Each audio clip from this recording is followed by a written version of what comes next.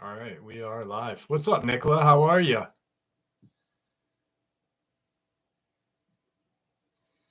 Just want to make sure there's some volume. What's up, Jay Cortez? How's everybody doing tonight? Why the fuck? Yep.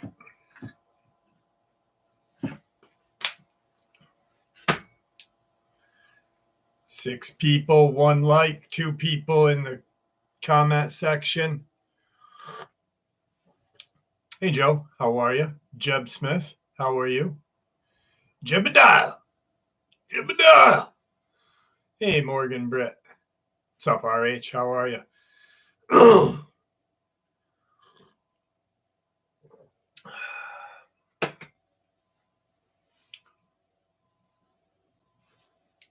Jan, hello. Nick, what's going on? Tired? Tired?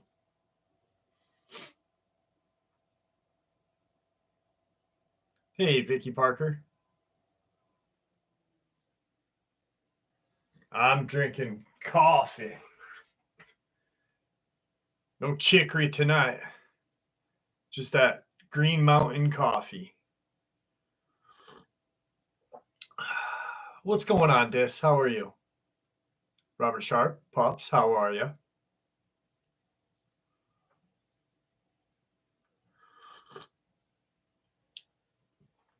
Simone, hello.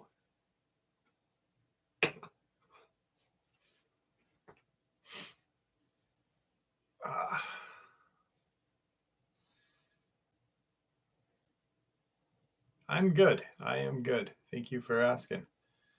Tyler, how are you tonight? Christopher. Yes, happy Saturday. Happy Saturday. What's up, Monty?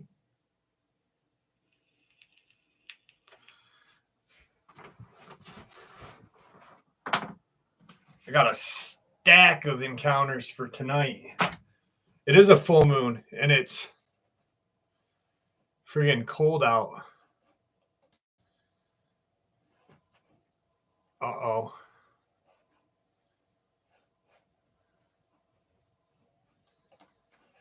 It is, what is it? 12 degrees out in upstate New York.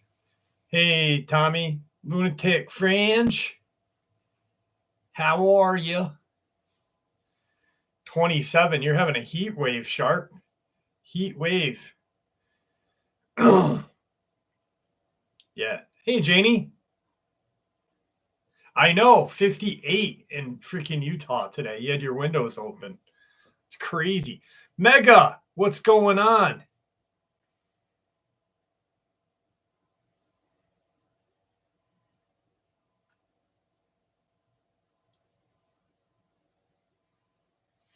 Tyler, I've always been a Dodgers fan my entire life.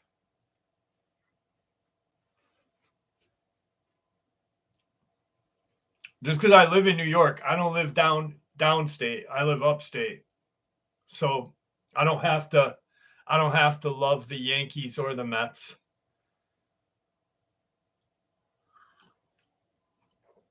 Lunatic Savage. Salve is cold. Western New York gets that savage freaking lake effect winds where you walk outside and your nipples get instantly hard. They're like, that's right, Rockin' Steady.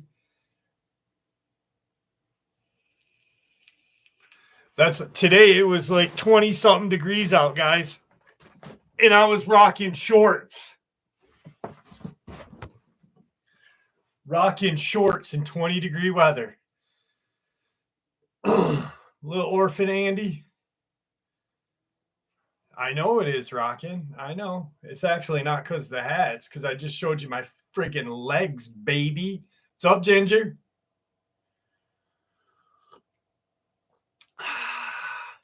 We are coming up on the whatever the fuck that word is. End of winter, coming up on spring, I believe, in the next couple days, right?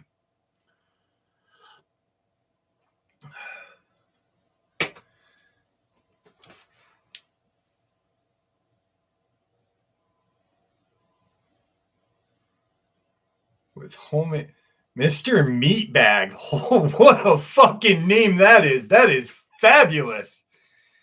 Meatbag making brownies with canola oil.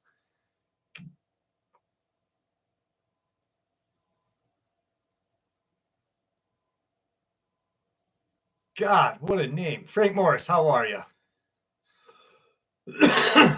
I'm done. I'm done with winter. Winter sucks. Winter sucks. Hey, Gigi.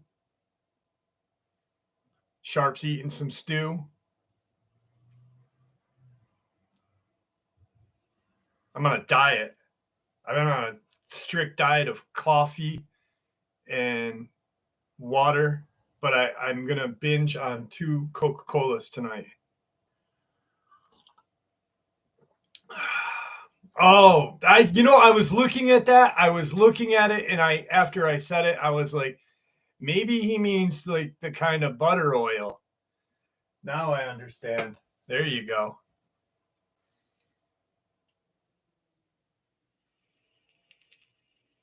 What's up, Jacob? How are you?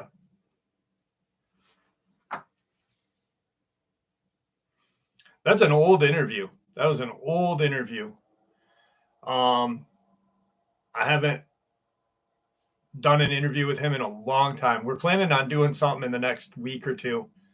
There's a new thing that YouTube's got set up where we'll be able to do like the interview on my channel and half the interview on his. So it'll look really good. How's the mic sound tonight? Does the mic sound better than normal? The camera looks better than normal. Yes, no, maybe. Mic sounds good. All right. Camera looks better. It's because I got a new mic and new camera.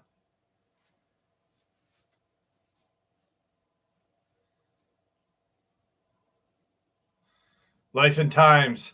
Well, it is spooky, and it's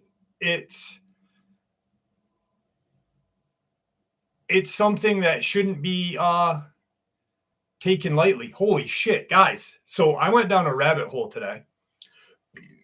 Dulce, New Mexico, right? I'm just going to go there for a second. And then, because I don't want to ruin the kind of surprise for tomorrow. But I found some very old photographs of the Archuleta Mesa.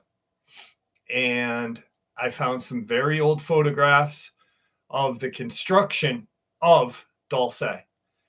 And it resembles a location within the last couple of years where the government did a cleanup on a person so much that I sat here looking at the screen going, holy crap, that's the same setup.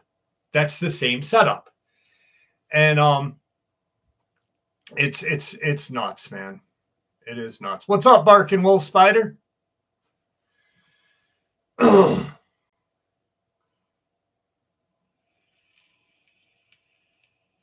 Wow, we're kind of light on the sub count tonight, huh? 98 people? Holy shit. What's up, OG? Wendy's in the house.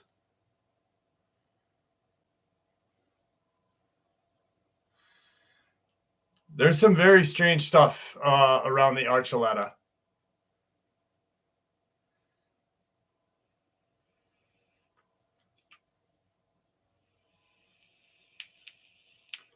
Crusader of Christ. My life has not been threatened, so to say, but it was, I guess, I had two crazy incidents that happened. Anastasia, how are you? So, hey, Jessica. So once I was followed by a government van, and I posted the pictures on the channel. And when I was covering the Tony Aaron's Amber Miller case, and I was covering it hard, like from day one, April 1st, of 2021. And then when Amber Miller passed away and was attacked, I was contacting the police department. I contacted CJ, was it CJ Ball? And anyway, I got some emails telling me to stop looking into the case, and I've been pushing it too far. But other than that, no.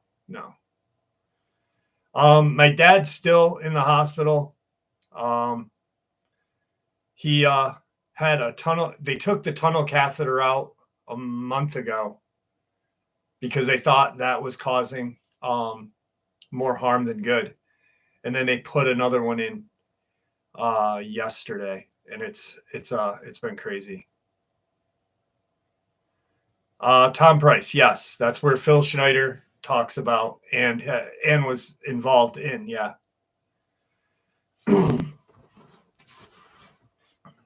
Yep.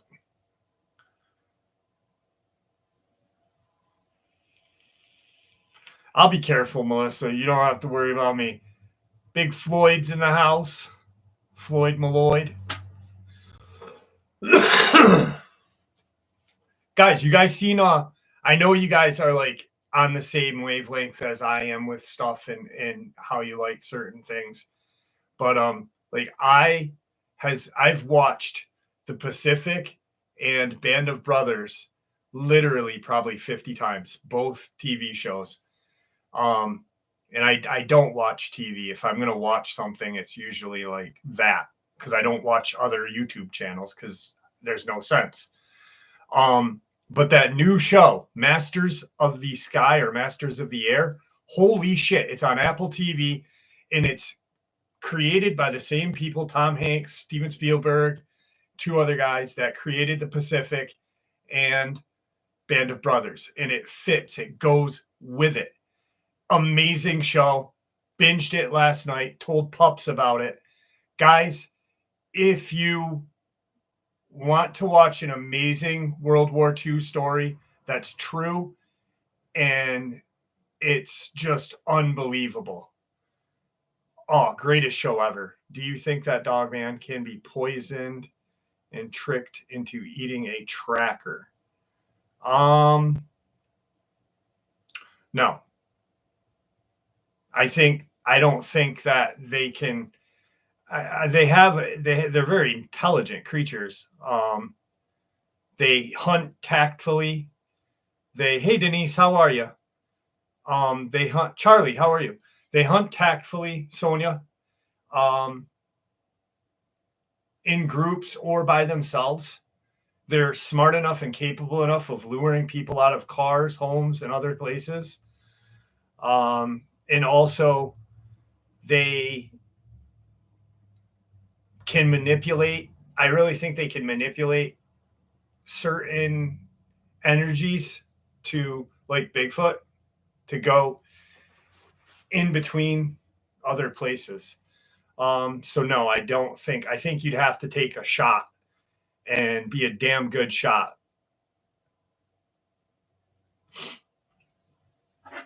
But I think either way, it'd be just plain foolish to try to poison a Dogman, because let's say it did smell that poison, I think it would hunt you down and you would not have a very good time with the outcome.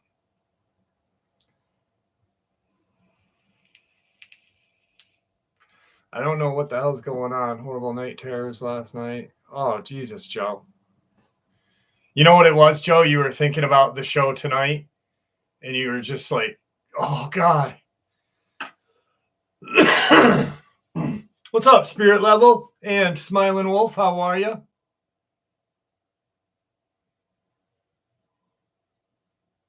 Yeah, that's what I just said, Robert. I literally just said that.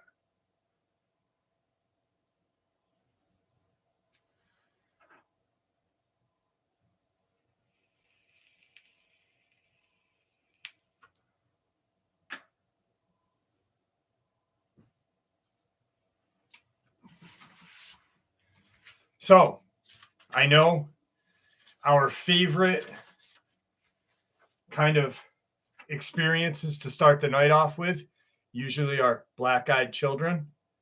So, that's what we're going to start the night off with tonight and work our way through. I've got some really good encounters for you all tonight.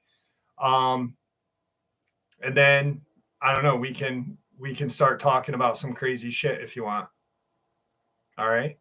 Sounds good. Okay, this is really weird. My best friend told me an experience about a similar encounter she had, but in Everett, Washington, 26 miles north of Seattle. This happened in the 90s when we were still in high school. She said that she was driving home from her boyfriend's house early in the morning at around 2 or 3 a.m. when she saw a young man standing in the middle of the road wearing an oversized hoodie with the hood up, his arms outstretched like he was walking a tightrope on the yellow line. She slowed down because she didn't want to hit him. She thought maybe he's drunk or just goofing off. The closer she got to him, the sicker she felt, and a sense of dread overcame her. When she drove past him, he lifted his head and looked straight at her. She said that his eyes were completely black, his skin white and waxy. He smiled creepily at her, and she felt pure evil radiating from him. It still gives her the chills thinking about it or sharing it to this day.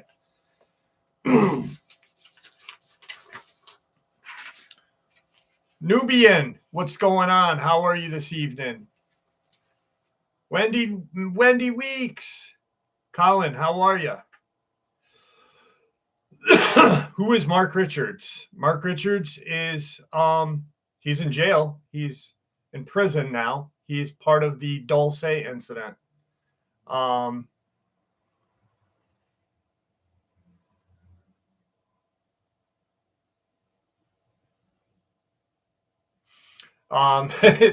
there is no beef with me and the guy with the sharing stone. I just I think he's a he made those crazy goofy videos for views, got his TikTok up to where it needed to be, and then went back to what he normally does, which is fishing and living off the land, raising chickens. Kakalina, how are you? Yeah, I have no beef with anybody. I think it's funny to, kind of mock it a little bit because, there he is falling over the gifting stone or sharing stone. And all of a sudden, Bigfoot comes and drags him. None of it was true. It was all a freaking hoax. And well put together. I literally thought it was for real for the first couple of weeks, but then it just continued to get stupider. What color are your eyes? My eyes are blue. Jeff, one of my uncle's horses was killed recently by something. He said half of its body was found 2 miles away in his neighborhood cow field. Where was that, Morgan Britt?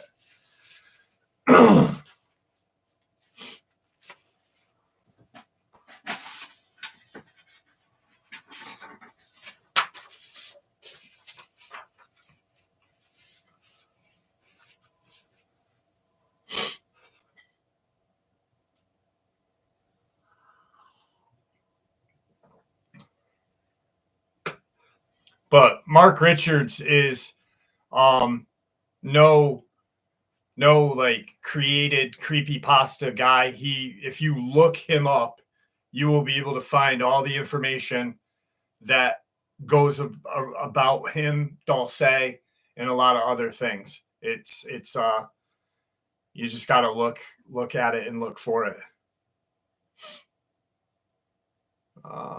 Did you see his new video? Fog man staring. No, I don't watch other channels like that. How close were you to a cryptid? When I had my Dogman encounter, we were me and my friends were probably, they were in the woods. I want to say a two-lane road, a small two-lane road, and probably 50 feet, and then the wood line. And then when we drove by it, obviously we were probably 15, 20 feet away. Elizabeth Snow. That's great. Kyle Santiago. Give $5 credit for the outage. Yeah, that was pretty crazy. It was only like 70 people, though. You know, I started to read into it a little. I was like, oh shit, something bad's going on, Chinese hackers. But then I was like, nah. Have you ever been harassed or threatened by agents for what you do? Yeah, I shared a little bit about it earlier. Just one time, if you go to my community post, you can see the van that followed me and my daughter. It was a government van, a silver van, and Lee County, Virginia. And I'll have to look into that, Morgan. And I got a text or an email from someone that works in the Tennessee or Cock County, Tennessee Sheriff's Department to quit making videos about Amber Miller and Tony Aarons. Lee County VJ.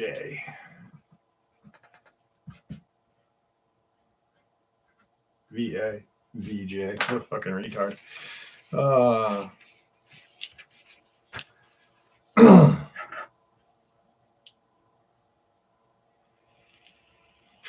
I got some strange emails from that too. That's in the community post as well. My thoughts on the Miami incident. Well, my good friend Zach was there the night that it happened because it was New Year's Eve night. And just like I said last week, Stockton Police Department had more cops and more police cars at a riot the similar size like 2 weeks ago. And, you know, it was pretty much created by TikTok. So someone got some crazy views and everyone talked about it and made something that it wasn't. It was an active shooter call, a flash mob, in a riot. How many cops do you think there's going to be? Why don't you do video interviews? Because I don't. I probably will, but because I don't want to.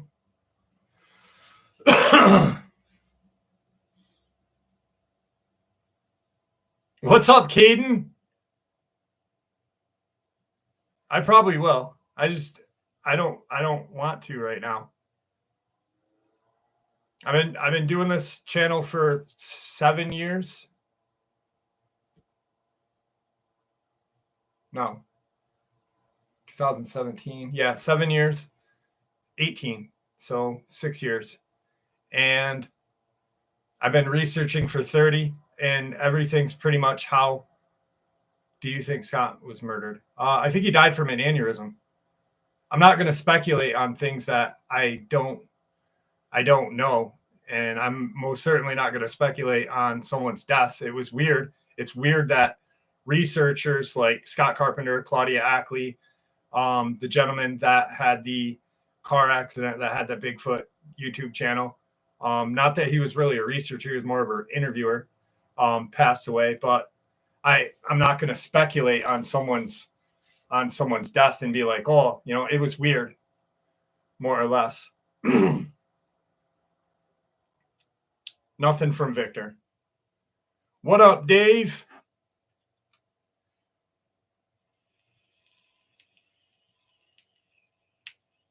Caden, I swear to God, last time that you were walking around to that freaking to the pawn shop, bro, I saw a freaking white van, and it had the freaking license plates were duct taped and they were looking hard at you. Oh boy, they were going to do dirty things to you.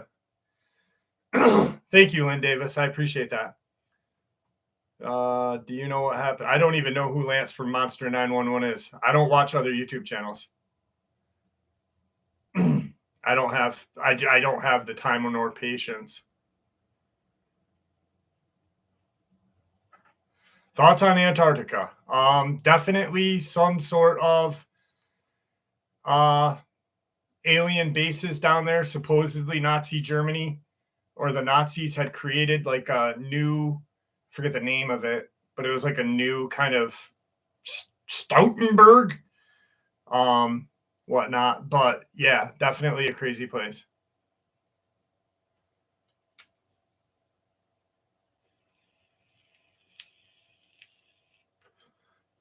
Yeah, I've been going for a year now.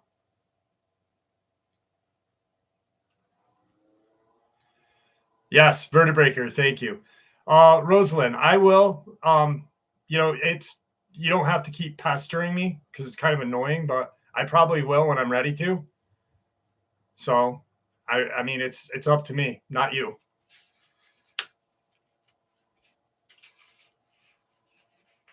Boone's heard from him. I don't even know who he is. Maybe he just stopped because he got sick of doing YouTube. It sucks. No, I know you didn't mean anything bad about it. What's up, Ferguson? A lot of it is on people that if they want to do a facial, an interview face to face, a lot of people when they're telling the truth don't want their face seen. Where's Hoff San? Hey, San Hoff, how are you? Do you think that the programs Victor was associated with are still releasing werewolves and Dogman after their service? No, they're eradicating them as of last I knew. Hey, did you ban the North Face kid? His chats aren't showing up. He said he likes your sweatshirt. I don't know. I didn't ban anyone. Dr. Swaggy Tier. No, I didn't ban anyone. I most certainly no, because I remember him and he was a pretty good guy. So no, I didn't ban him. There's a frightening story about Antarctica lake underneath. Yeah, with the that's a creepy pasta. That's literally a creepy pasta where entity 312 and divers went underneath the lake and they did this and that. That's really honestly a creepy pasta. It's a good story. But no, it's not a real. There is the Lake Vostok is real, but there is no creature that was taken out of that lake, brought to Putin, this and that. It's all make believe. But it's a funny story. Colin, actually, the man that you just mentioned, if you were here when I started the live stream and I said that I went down a rabbit hole, that really is who I was talking about, to be honest with you. Andrew Dawson, there is a connection. All right, I'll say it and I'm going to not go any further. There's a connection between Andrew Dawson, the man who was killed in Canada, and Dolce, New Mexico. That's as far as I'm going to go with that tonight. The video will be tomorrow, sometime when I'm working on it, and it'll be good.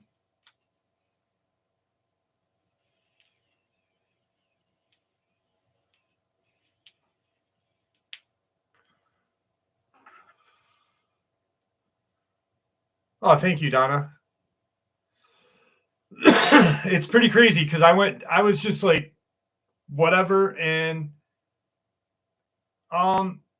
they I don't believe they're eradicating werewolves. Dogman was the last that I knew of.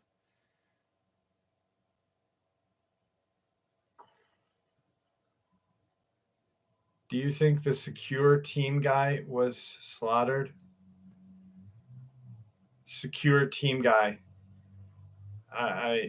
Who?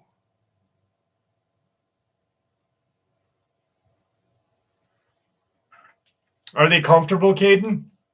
And are they jelly?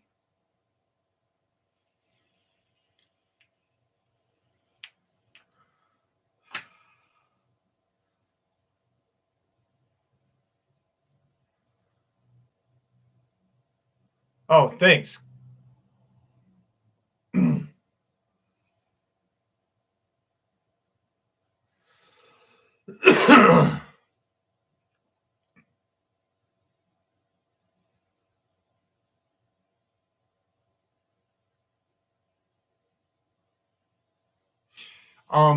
Sorry.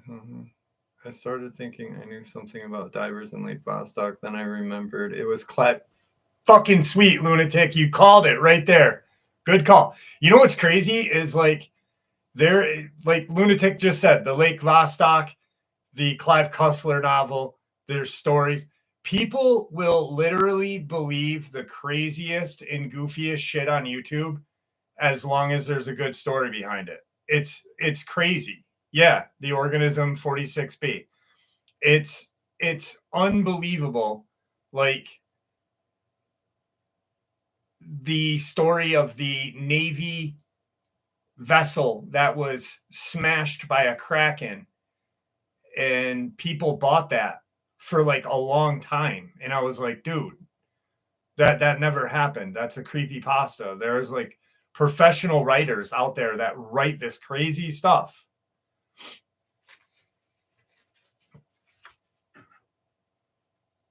Shut up, Rock and Steady.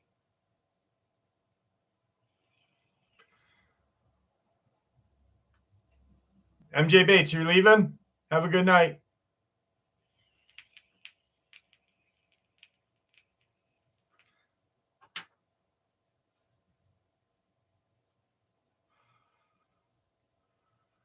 No, but tomorrow, literally when I saw the photos, because I found old photos of Dolce, New Mexico, and of the base, and when they were creating the base, and I started to go like and look at certain things, and I saw that I literally saw this photo, and I was like, my God. And I went back to photos that I have from Dawson in the uploads that I did with about him.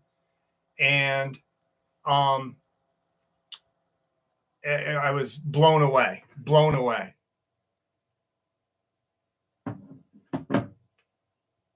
Secure Team 10 sounds like a creepy pasta channel to me.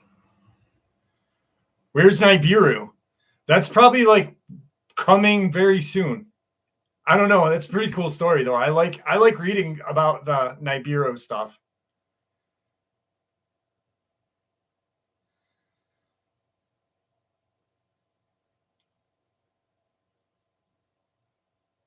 What's up, Unsolved Riddles? How are you? Yeah, I like the Nibiru stuff, man. That's like Planet X. It's very interesting. I saw the second sun sometime. Dude, I've seen it once before too. And I've seen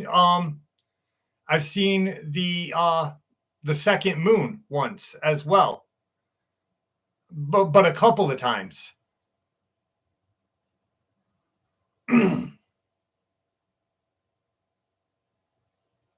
Oh, he did uploads on UAP? Oh shit, man. How did I miss that? Because I don't watch other channels, but I'm not even gonna talk about Flat Earth. That's just cuckoo to me.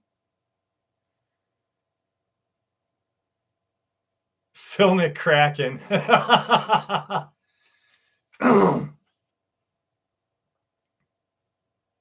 Oh, William Ward, did you like the book? Is amazing. That book, it changed my life. William Cooper, Behold the Pale Horse, changed my life.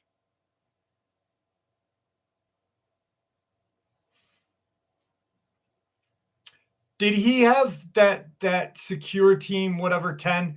Did he have the video where that like alien was kind of flying near, like over a base or whatever.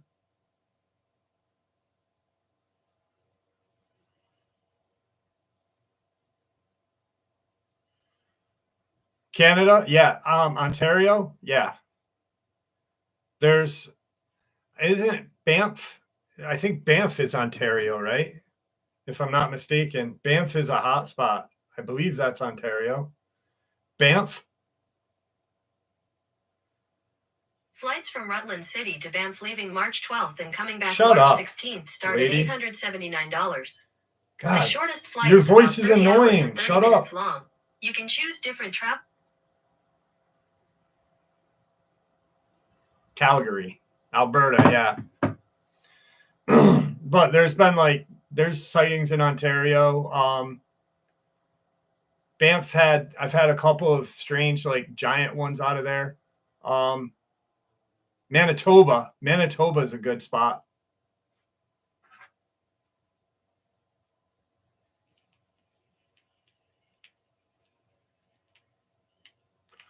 OG, I would definitely stay away from that. What's up, Giant Slayer? Enki, how are you? You have pictures of the second son? You got to send me those.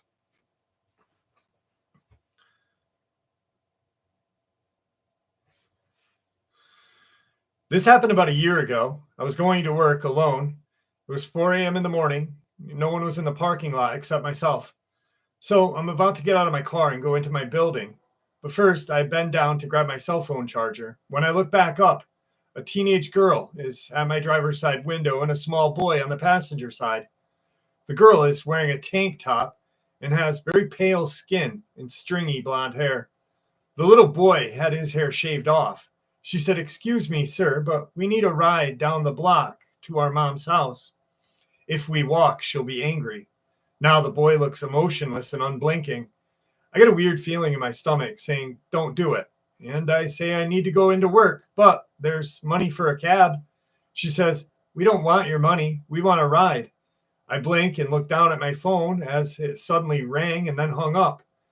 The kid's eyes were black as night. My heart's pounding. I think, crap, these kids are one's people who are talking about that are going to kill me. So I say with some authority, "No, you take the money and go away." As I reach for some ones in my ashtray and look up, the kids are gone. Now it's a very large parking lot, and I did not see them take off. I even drove around the parking lot in the building. No kids. Even drove around the empty block they claim to live on, and there was no one that lives on that road. Needless to say, I waited until the sun came up to go into work that day. Thank you, Chad. Appreciate that. No one found Victor, Michael M.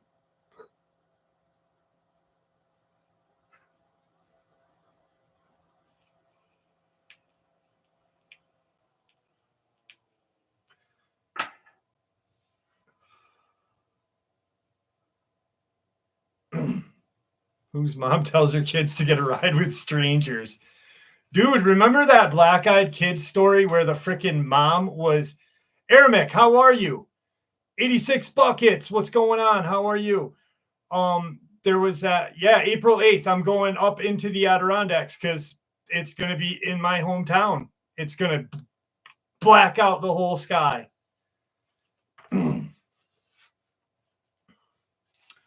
Chad, I honestly don't know who that is. And that's awesome that they do their own research. But I don't go and watch other people's research or listen to other researchers because it's it gets people jaded when they do. Oh, thank you, pups. Yeah, and Michael M. Nobody found Victor. Victor has been gone off my channel for a long time. He's never talked to any other channels. I have his phone number. His phone number is no longer in service. I've talked to his son, his daughter-in-law. So, I mean, that's a very stupid claim.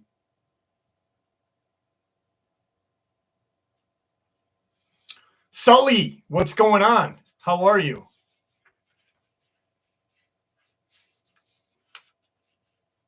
Yeah, I cannot wait. April 8th, it's going to be amazing going up there. I'm going to go where Tom Ezek disappeared. And oh, thank you, Ivan. I appreciate that. And Robert Sharp, have a good night. Be safe. And I really think that if by chance, okay, so how many strange things have happened to me while I went up to where Tom Ezek disappeared? All right, I caught something running across the trail on camera. I had something smash through trees behind me on camera. And I caught that metallic noise where they said that others had heard, Tom Ezek's family had heard a metallic noise when he disappeared. So if I go to that location on the 8th of April, which it does, solar eclipses and lunar eclipses affects animals, I wonder if it's going to affect what's up there. Kaufman, what's going on?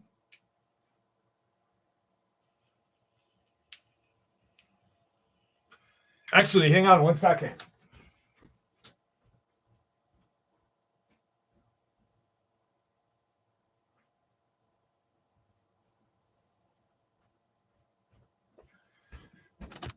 So and it's awesome, in the new Adirondack Life book, block out my address, Your Guide to the Eclipse. I cannot wait. I'm so excited. Maybe I'll trip up and fall in the gifting stone. Get out of my butthole. No, Bigfoot, $20 isn't $20. Dean, that's awesome. Your brain's thinking like me. I'm kind of new to Dogman. So the difference between Dogman and werewolf. Okay, Chad, really quick. On this channel, so the werewolf term on different channels and different researchers mean different things. So there are people that say a werewolf transforms. There's transformation. But because of Victor and what he shared, the werewolf is similar to a Bigfoot, more similar to a Bigfoot than a Dogman. But because it doesn't have a tail, it has human-like legs, but it has a smaller muzzle. It's bigger than a Dogman as well and more intelligent. Dogman has hawked legs, tail, longer snout, and then, of course, Bigfoot. So, but just recently, like a month ago, I shared there's a scientist, archaeologist, anthropologist named Danny Van Drimini, who wrote a book, Them and Us. And he believes that the Neanderthal he describes the Neanderthal as being very similar to a werewolf. Lindman, what's going on? Oh, man, taking a vacay.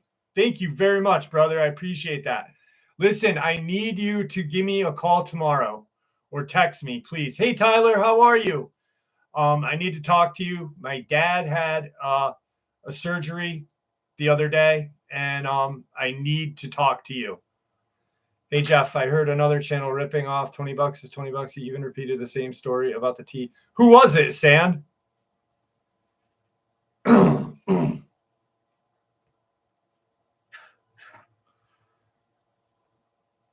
What's going on, Corey D?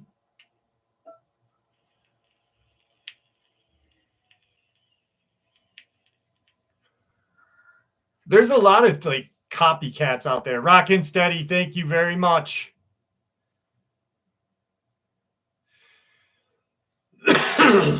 Yeah, just whenever you get a chance, just text me, please, before you call, because I got a crazy question to ask you. They did my dad's still in the hospital, Mike. Victor is a government hunter. He worked for the government, hunting Dogman and Bigfoot. There's probably 20 different interviews with him on my channel. So they did a tunnel catheter, but they had taken one out. And they thought that was the infection, the cause of the infection. This has been 3 months. We're 3 months and 4 days into my dad being near death in the hospital after an elective surgery. Guys, if you're ever in upstate New York and you hurt yourself, do not go to Glens Falls Hospital. They will kill you. They will kill you and you will die because they suck. The doctors there suck. The people suck. They're terrible people and they will kill you. I've heard they have lot lizards in their basement and periodically they come up and they infect the patients with strange diseases. They will kill you.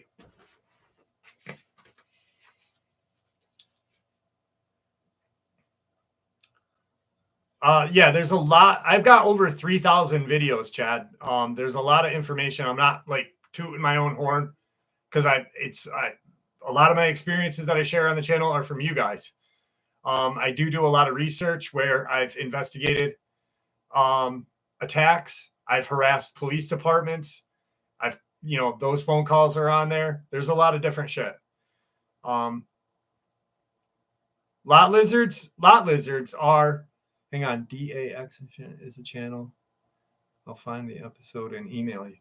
Is it kind of a DAX Machino? What the fuck kind of name is that? Now I want to spit in my hand and slap them. Get the fuck out of here. Yeah, the police love it when I call them.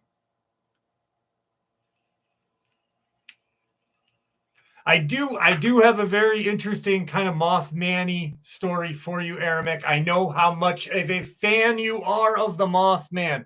Yes, Michael Spano. Hooker, lot lizard. But the real lot lizard is the worst cryptid you could ever find. The worst. They will take you and they will bring you to places you have never, ever been. Oh, really? James did a show with him? Who copies people then when they did a show with their best friend? That's so dumb. Let me see this asshole.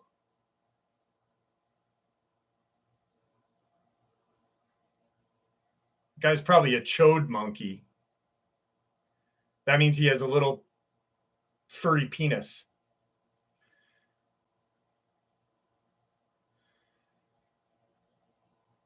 Oh my God. Okay, no comment. No comment. Definitely a chode monkey.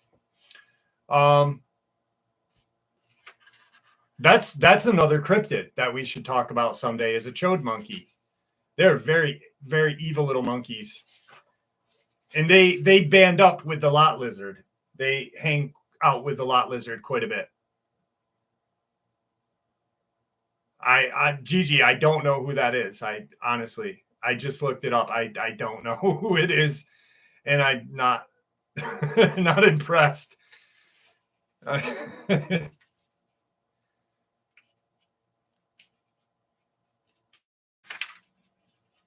I'll save that one for later because that's good. Oh, this one's good. This one's good. All right, this is what I wanted to talk about. So we talked about a little bit about New York City and Dogman being spotted in the in New York City on Broadway, right? Well, there's actual newspaper articles from way back when that talk about it because I have a folder of old newspaper articles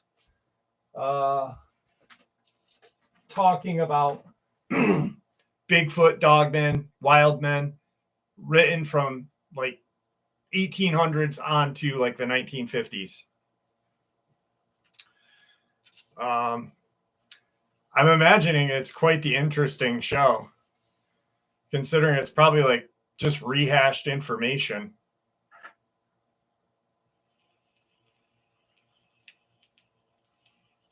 But anyway, here we go. I would like to pass along a true story told to me by my granddad when I was a young man. The story involves my great-grandfather, Sanhoff, this is in your area. My great-grandfather, whose name is John McNamara. He was a patrolman in New York City Police Department. This incident occurred October of 1911 during the late evening hours. James was assigned to the theater district in the area of Broadway and 42nd Street. Another patrolman, his name Dobbins, was 2 blocks south on Broadway near 40th. Theatergoers were walking out and enjoying the Great White Way when suddenly screams emanated from the alley just below James's position. Both patrolmen ran toward the ruckus, forcing their way through hundreds of fleeing pedestrians. As they reached the alleyway, a tall, hairy beast ran out onto Broadway and towards 40th Street. Neither patrolman could believe what they saw. An 8-foot-tall wolf with human-like arms and legs running with skill and speed down the middle of Broadway. Soon the beast was facing a New York City Packard squad car, so it changed directions and moved back toward McNamara and Dobbins. The beast was growling as it moved forward.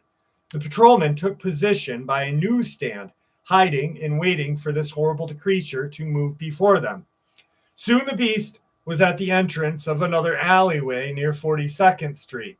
Both patrolmen pulled their revolvers and took deadly aim. The beast quickly dropped into a gutter.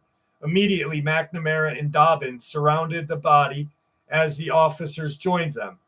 None of the public was allowed to come within 100 feet of this unknown creature. The body was quickly removed and taken to a mortuary. Both patrolmen were placed on other assignments. The squad was told by their superiors that this was simply mistaken identity and the deceased was a man in a costume. Of course, that was not the truth. The press was later told that a large mad dog caused a disruption and none of the public were injured. A few months later, a brief article published in a Louisiana newspaper, the St. Mary Banner, Franklin, Louisiana, had picked up the story in a few other media outlets. New York. No sign remained in Broadway Theater District the next morning following scenes that were enacted there one night when a maddening beast charged up and down, spreading terror, causing handsomely gowned women to faint and strong men to leave their cocktails untouched and flee for safety. That lion with the burning tail that broke loose during the Coney Island fire last spring was a tame affair in comparison with the Broadway monster. The beast is described as, in the police blotter, a large terrier, but it is evident that the police were anxious to minimize the seriousness of the panic. Hundreds of witnesses will testify that the animal was at least 8 feet tall, foaming at the mouth with wicked fangs, too terrible to describe. The beast was seen first at Broadway and 42nd Street. With a blood-curdling bow wow, it rushed up to a beautiful woman as her companion rushed to her assistance and fearlessly planted a kick in the monster's hindquarters. The creature screamed out as it tore off down Broadway. 40th Street, 2 boys with the foolhardiness of youth tried to seize the animal by the tail. The beast turned upon them and bayed horribly. On 39th, scattered pedestrians left and right raced the great dog, if dogs indeed were. At the corner, it emitted a whine and then, even more terrified than its growl, turned back the way it had come. As the beast ran back, Patrolman McNamara and Dobbins drew their revolver. Dobbins shot straight and true. The monster keeled over in a gutter. The police have offered no further statements. An article in the Holbrook News, Holbrook, Arizona, March 1st, 1912, though the article seemed to be an edited version of the original text. So, right there is 1912 news article about a dog man running wild in New York City. Probably, Sam. Probably. You know, I was thinking about that. I was thinking about how New York City was back then, and it was quite different than it is now. It was more woodsy. There was woods, there was farms still back in the city at that point. American Werewolf in New York City. So it'd be the New York City werewolf. Yeah, much more woods.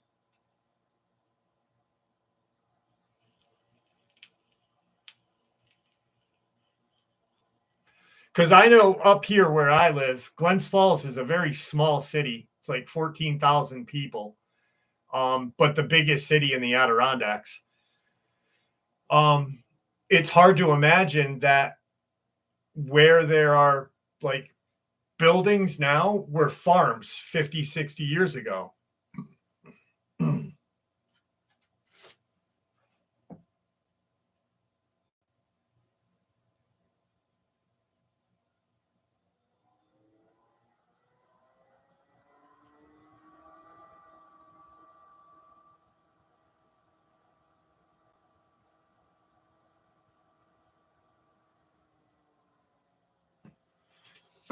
Any new stories? Aramic, I answered that question already.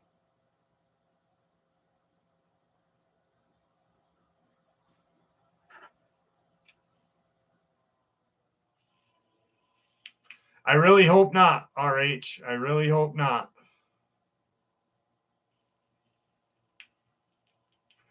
What's up, Dave from Wyoming?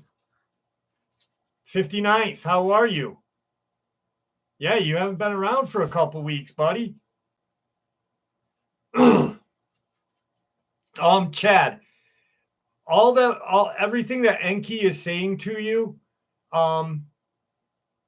there's videos on my channel that Bigfoot has killed Dogman. Dogman has been killed by Bigfoot. There's lots of like different kinds of battles. There was an encounter in Maine where a park ranger witnessed a Dogman like savagely tearing apart a black bear. Pretty interesting stuff. See picture hobo. I seen a bum shit in a cup at Penn Station when I was like 16. I was going to my grandma's. Hey Rihanna, how are you?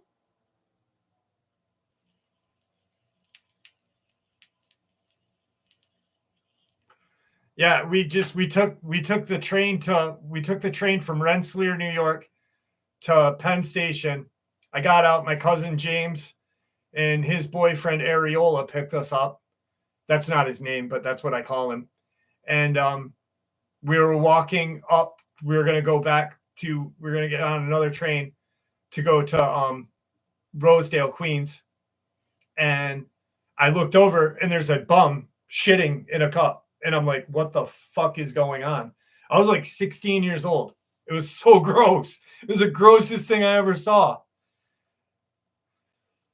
I live in Rockland. Used to be Westchester. Yeah. Corey D. Yeah. There's still farms out actually in Hamptons. That's so bad, Sam. That's so sick. Like, oh God. Go to Central Park and go on a bush or something, you know? Don't do it in a cup or on the sidewalk at Walgreens, for God's sakes. But East Hampton, where the Ralph Lauren store is in East Hampton, that was a farm. That whole area was a farm. So I wouldn't doubt Dogmen and Bigfoot living in that area back in the day. You know, I have a subscriber who lives in Shelter Island that had a Dogman experience on Shelter Island. That's gross, Dean Ferguson. That's really gross.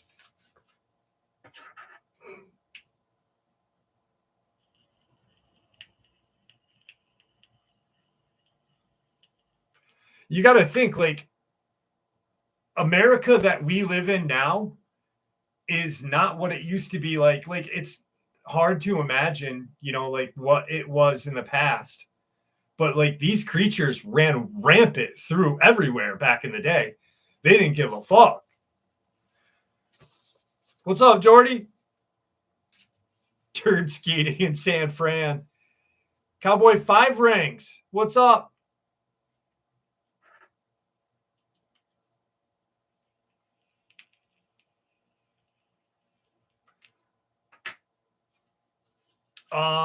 Here, I'm gonna do a chicory. I'm gonna do, if anybody copies that story, I will be pissed. Okay, copy the Mike Patton. $20 is $20, even though I made shirts and shit of it. But like, come on, don't like, steal my chicory story, you son of a bitch. Then I'll have to spit in my hand and slap the shit out of them. All right, here we go. Here is kind of similar to the Mothman, but not really. And I'm going to drink me some chicory. Oh, God. Ugh. Cold coffee is filthy tasting. This incident occurred in Rock Island, Illinois, 1997, 3 hours from Chicago. I remember Mom having to work third shift. She asked me to run out to the car and get something for her before she left for work. It was 9 or 10 o'clock at night, and all of a sudden I heard something make a big whoosh that sounded like enormous wings right above me. So I looked up, and we lived right in the front of a cemetery, which never really scared me, even at night. I look up at the street lights across the street from our house, but that night the lights weren't on. They went out for some reason. I remember looking up, and suddenly I see this figure with red eyes looking back at me. And it was just sitting there. I could tell it had huge wings down at its side. I ran back into the house and told my mom what I had just seen. I don't know if she believed me or not, but she was like, "That ain't nothing but the devil after you." So I was scared. After that, I went to my room and lied down, and all of a sudden I heard a whooshing sound at my window. I can't remember if I had seen anything or not. I just heard the sound again, and I was terrified, so I closed my blinds, turned my TV on, and fell asleep. Whatever I saw that night, I don't know if you call it the devil or what, but it was real. I remember it probably being 5 feet tall with wings. They were huge, because I remember when it looked at me from the top of the light pole, its wings were hanging down. So if they were wrapped up, this thing looked really big. From that day on, all the sightings I've been hearing about were true. I've been hearing about these things for years. Thank you for letting me share. Oh, Rihanna, thank you for becoming a member. Owl Pugs, thank you for becoming a member, guys. That's awesome. Thank you. Oracle Lady, how are you?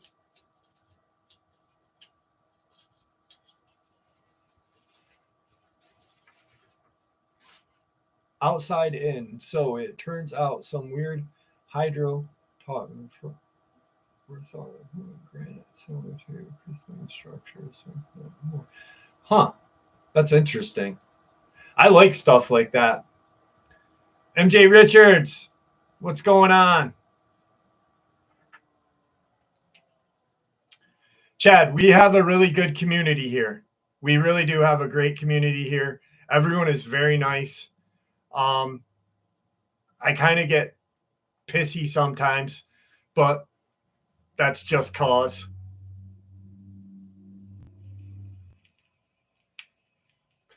Rockin' steady. I will call your work for you tomorrow and call you in. Trust me. If you want, I will. Dude, I'll be like, he's got the herpes. Every once in a while, I get a little pithy.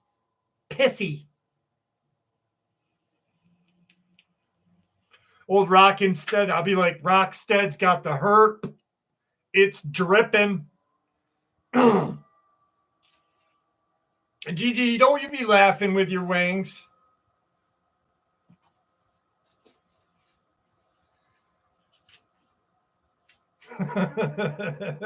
Oh, Chad, thank you, man. Appreciate that, brother. Really do.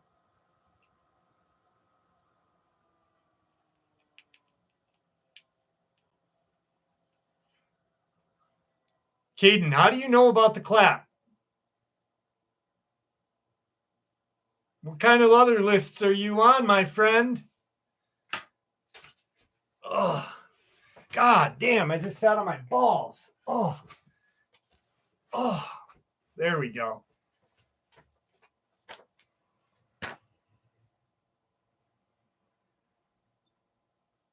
I've got big balls. You've got big balls.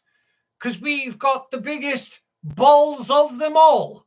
My balls are always bouncing. My balls are always full. No, I have not heard any new stories from Victor. No, Victor, nothing new from Victor. Aramic, I just did a Mothman story. Holy shit. Are you listening?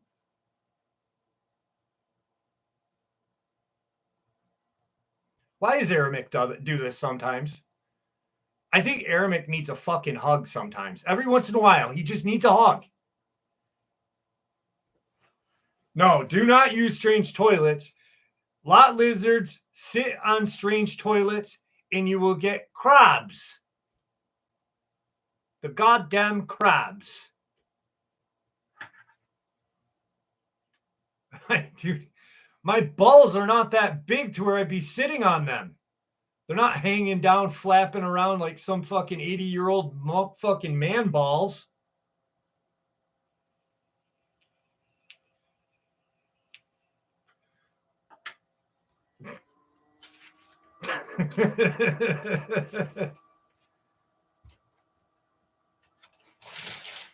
Tigger will come in a little bit. I guarantee he'll make his appearance.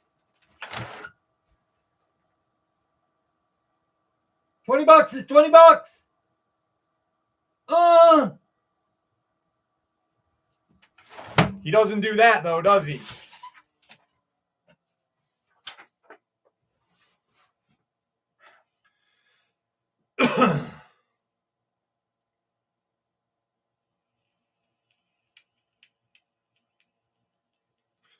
Sasquatch nuts. Red Cardinal. You guys love it when I do that. I fucking love you guys. You guys make my Saturdays, man. Like, I could be doing other stuff, but I'd rather do it with you. I turned into Victor on Friday.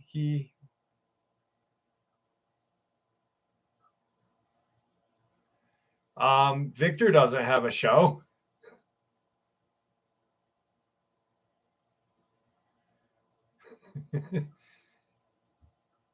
Kimberly, thank you very much.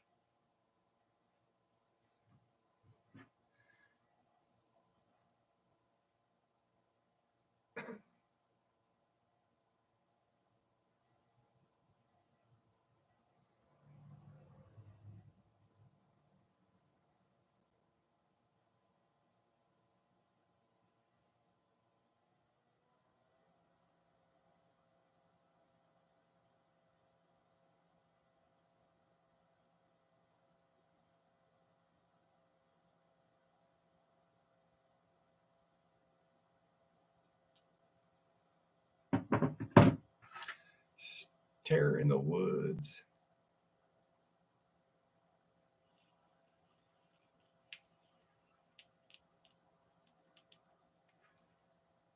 Oh, MJ Richards. Now I understand what you said. I'm a bit slow.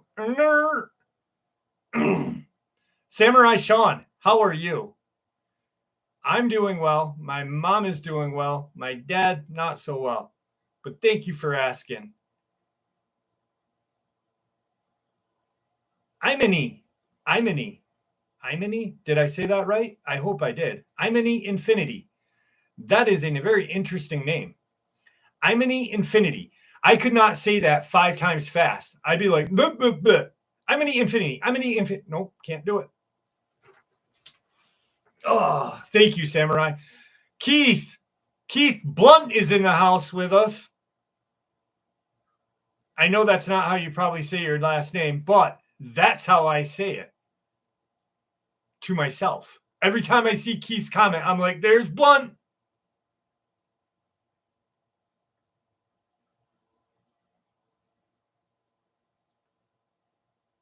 No, I'm not going to say pulling out, Caden. What is wrong with you, Caden? William Ward. I am finishing Victor's book. Hang on 1 second, folks.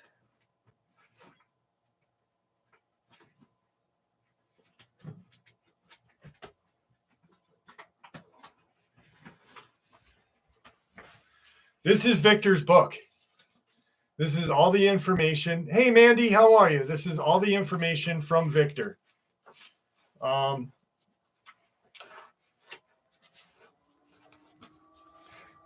This is everything I've got. And this is Victor's book right here. Right here. This is all his Q&As that he ever did with us. I printed them all out. And God, I miss that guy.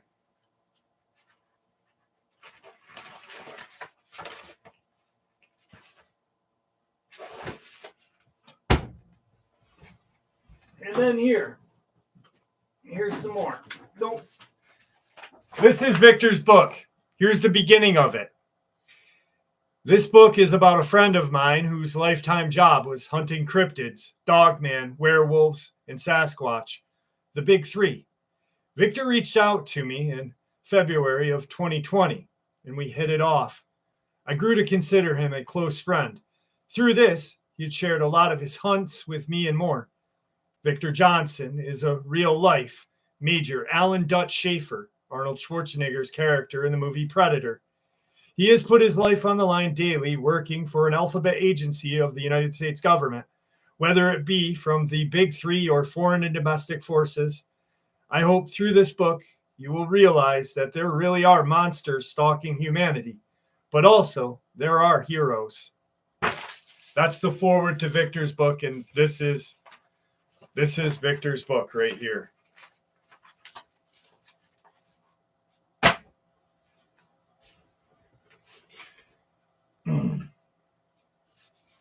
Alan Howell, I'll be back. I do, but I can't use them, Dean Ferguson. I'm not going to put my life on the line on that. You know it, 5 rings. Thanks, Corey D. All right, this experience is crazy. High strangeness, really strange, and I know that you guys are going to love this. Adam Hernandez, how are you?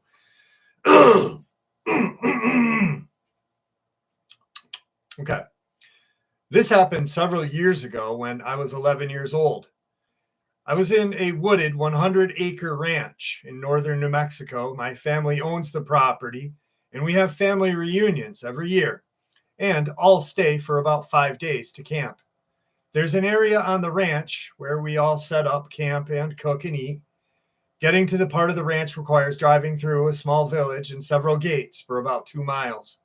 The first gate beyond the village is slightly past a set of railroad tracks. That's a lot of description, but it's relative for the story. Because I had been camping at that ranch for as long as I can remember and the land was private, my parents would allow me to go off on my own during the day, as long as I didn't go too far. I spent time walking the property near our camp area, looking for arrowheads or trying to catch tadpoles in the pond. On this day, I left the large camp area after lunch, which was around 11:30. I told my mom I was going to the nearby creek. I planned on catching some tadpoles to bring back to camp and be back in time for a swimming trip with my cousins. They wanted to go to the nearby river, and I didn't want to miss it. I made my way down to the creek, and I caught several tadpoles. I probably spent a total of 15 minutes down there. To get back to camp, I would need to either climb up a relatively steep embankment with a lot of loose rock or circle around on a longer route with a flat trail. I'd usually go up the embankment, but I didn't have a top for the water bottle I caught the tadpoles with and didn't want to risk slipping and spilling and killing them. I'd never walked the longer trail by myself, but I had with my dad, and I felt confident I could find my way back to camp. As I walked back to camp, I had my head down looking for arrowheads in the washed out areas of the trail. I started feeling a little creeped out as I continued walking.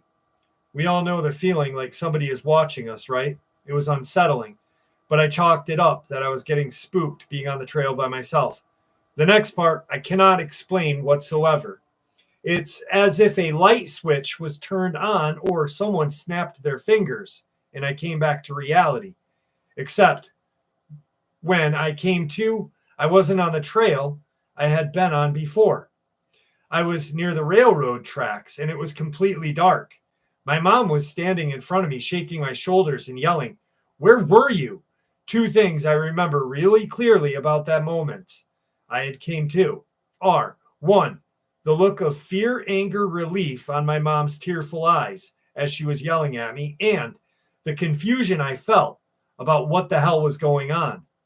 The last thing I remember was walking on the trail back to camp, and now suddenly it was dark, and I was on the railroad tracks leading to the ranch over 2 miles away.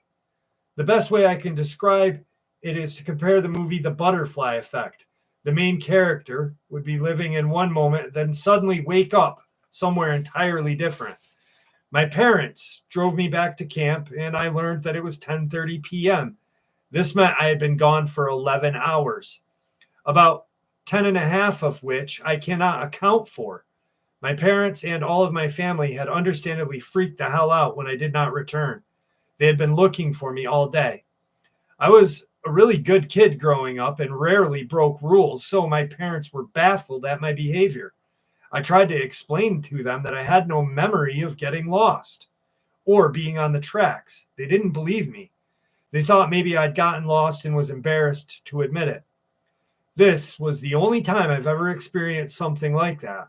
I can't explain how unsettling it is to not be able to account for those hours I was gone. Was it a coincidence that I had that creeped out feeling on the trail and then just lost 10 and a half hours of my life? I wish I had the answers for what happened. Oh, shit. Missing time. So that was in New Mexico. Dulce's in New Mexico. Missing time. Aliens. He was a child. We all know that in Dulce and these dumbs, kidnappings of women and children occur. Did he get, what happened? I don't know.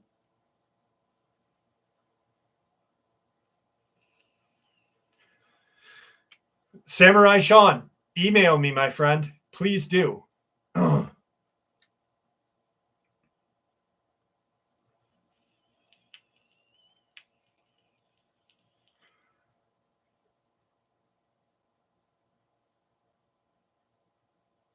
I've never heard that song by Bon Jovi. I like I'm Wanted, Dead or Alive, though. What's up, Ricardo? Vani, how are you?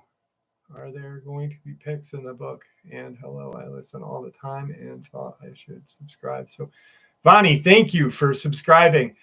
Luke Neely, what's up? The pictures that I have, I cannot put in, unfortunately, because Victor's book essentially got taken down because he was going to use those pictures. So I don't know. I can't. Is Moby Dick a cryptid? No, it's a book.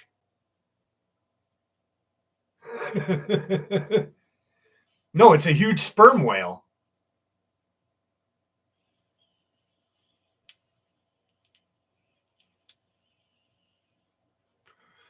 Okay, I'm going to post my email right now. Janie asked me to. Hang on.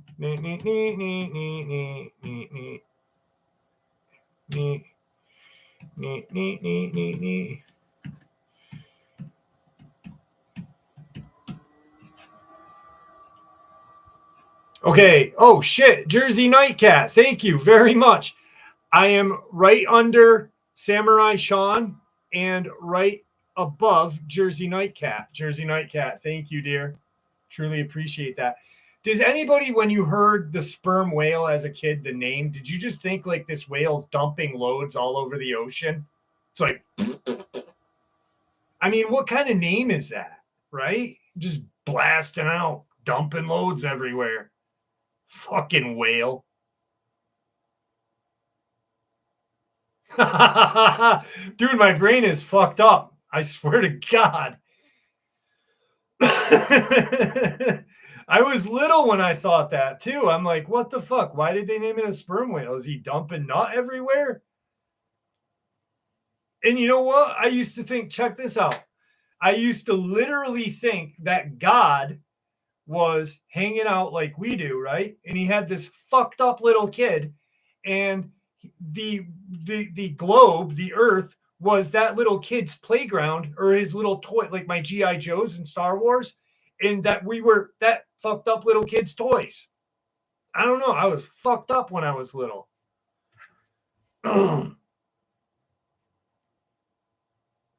George, thank you very much. I'm not going to talk about it because I'm not going to jinx myself.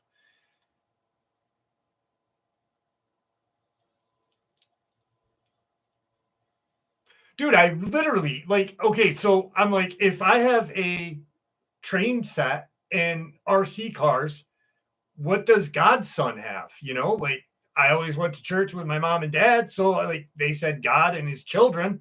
So I thought God had some fucked up buck-toothed kid that was playing with our shit. I don't know. Nutella does suck. What's up, Levi?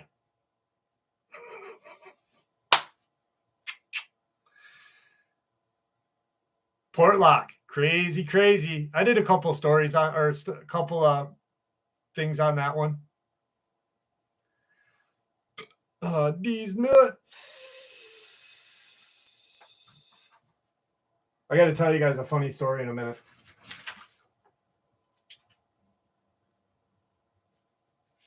All right, here we go. All right, I'm gonna read this experience. No, I'll save this one. Ooh. All right, this one's strange. I have an experience about a creature that I saw 2 years ago. I lived deep in the Appalachian Mountains in Tennessee at the time, unlike the foothills I'm in now. I was wandering in the woods, probably 2/3 of a mile from my house at that point, as one does when they live 2 miles down a twisted dirt road with the nearest town and therefore things to do 30 minutes away. When I heard brush moving, I knew it was probably a harmless animal, a possum, deer, maybe particularly destructive rabbit. I turned and looked, and it was something I can't explain. It was 30 feet away from me, staring at me. Now, wild deer do not stare at random people to begin with. They just run away. This creature was breathing hard and making a low rumbling sound. I didn't really know what to do, and I hadn't really thought about the dangers of going near wild animals, even if they were harmless. So I went towards it. I swear to God, this thing's eyes blanked out, and it took a couple jerking steps forward, moving very strangely. I flinched, and then the creature ran off to the side while staring at me until it was 50 feet away. It was deeply unsettling in that way. I cannot explain, and I know that the thing was not a deer. I sprinted all the way home. I would say that its joints went the wrong way.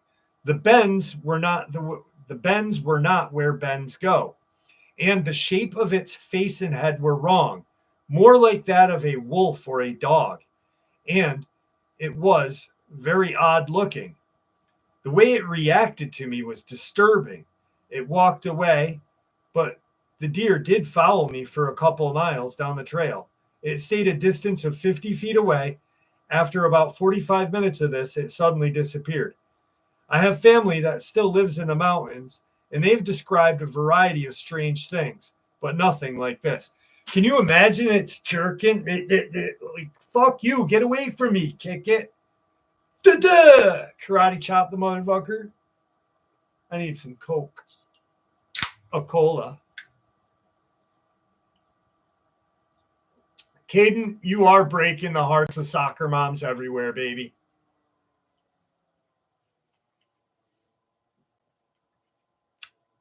Oh, Corey D. No, I have never been able to talk to him.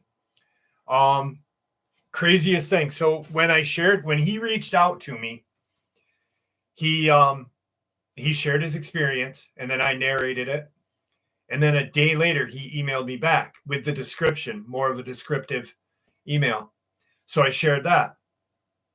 And then I was like, listen, why not come on the show?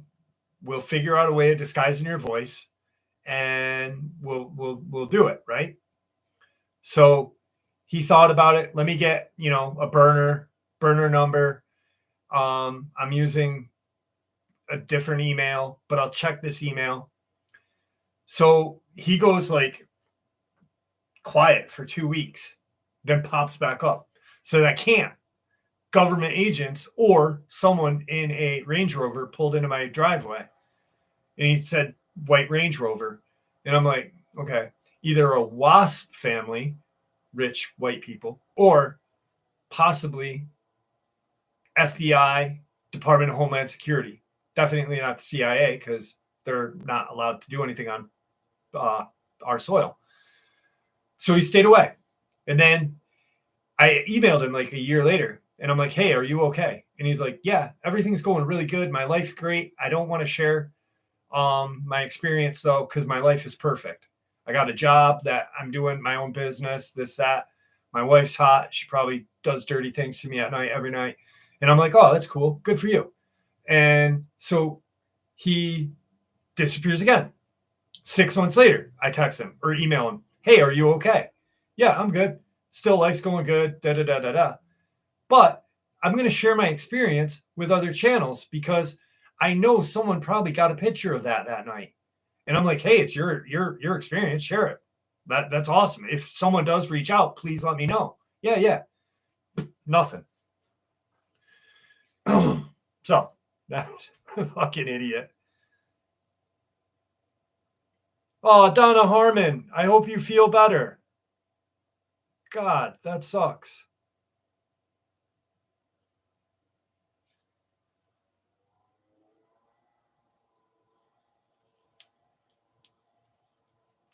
Maggie Moore, I honestly don't know what blood types they're attracted to. I cannot. Purpose and Grace, how are you? Hang on, Jeannie, I'll put that in there. But Maggie, I honestly cannot tell you 100% one way or another. It's a guess, it's a theory. No one knows. There is no expert in this. I would say the only thing that I've really kind of believe is they are attracted to people who have addiction issues and mental health issues.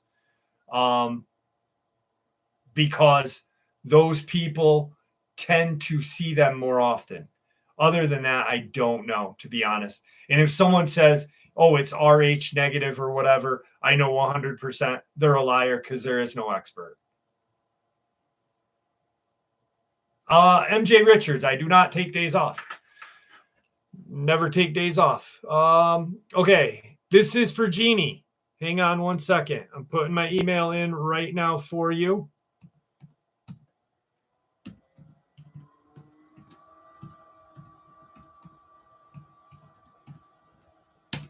Okay, it is under Flame Shot and above Maggie Moore. Flame Shot, I'm glad YouTube recommended me. I welcome you. Thank you for joining our live stream.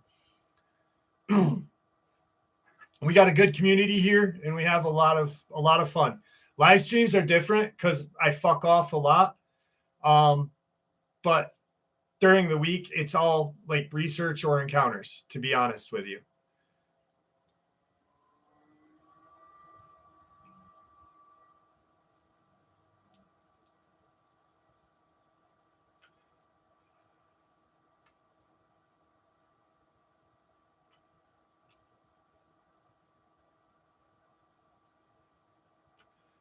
Mandy, he is not in Mexico anymore. He's back in the United States. I did an update on him for a while back.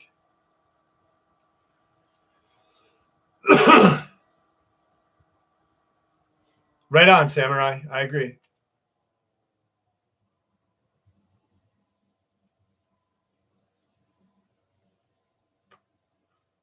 What the hell is going on with this thing?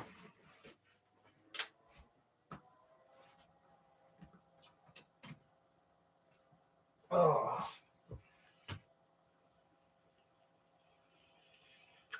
$20 is $20, Daniel Brad. You guys ever seen Y Spade 7? Holy shit, that dude is funny as fuck. Y Spade 7, he is just so not politically correct. He's just terrible, but he's so funny.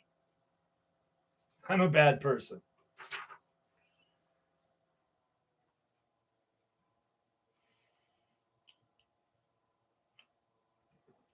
Do I ever have nightmares about my encounter?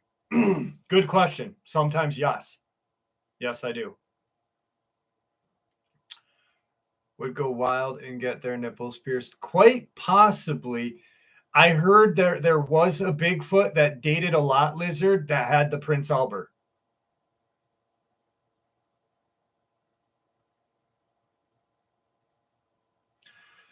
Jessica, whichever is easiest for you, honestly.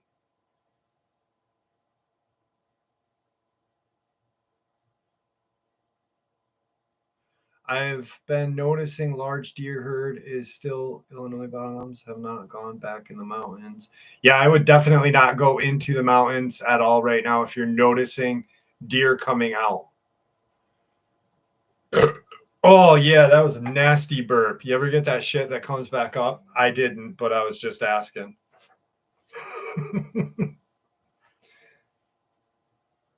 No, the Prince Albert. A Prince Albert is when you get your dickhead pierced, John Sumner. And Bigfoot has that. One Bigfoot does. One Bigfoot. And his girlfriend is the lot lizard. On truck stop at exit 18.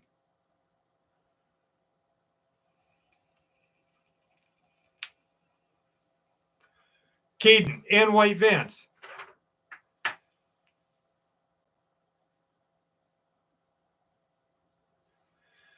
Mandy, I appreciate that. I really do. I really, really do. Yeah, that absolutely, Sandhoff. So I interviewed that guy from Virginia, who was search and rescue, and he started noticing deer and bear coming out of the mountains, in Virginia, and he was like, holy shit, bear are coming out. Then there is something very, very big up there.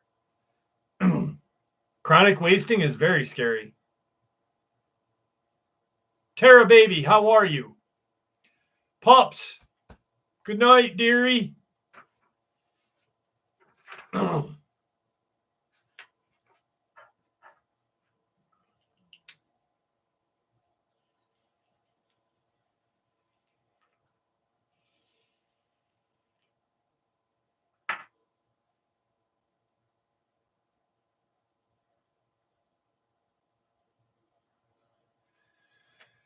Caden, I'm trying to do that purposely. I want to see if I can push enough to where I get some sort of recourse, to be honest with you. Palham, is that West Jersey night?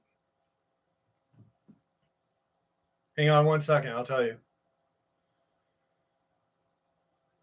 Glens Falls, New York, from Palham, New York. Glens Falls is 3 hours, 1 minute from village of Pelham by car and light traffic. Yeah, Here are your directions. 3 hours north of you. 3 hours north. Planters guy, what's going on? Haven't seen you in a while. Oh, God, there they are.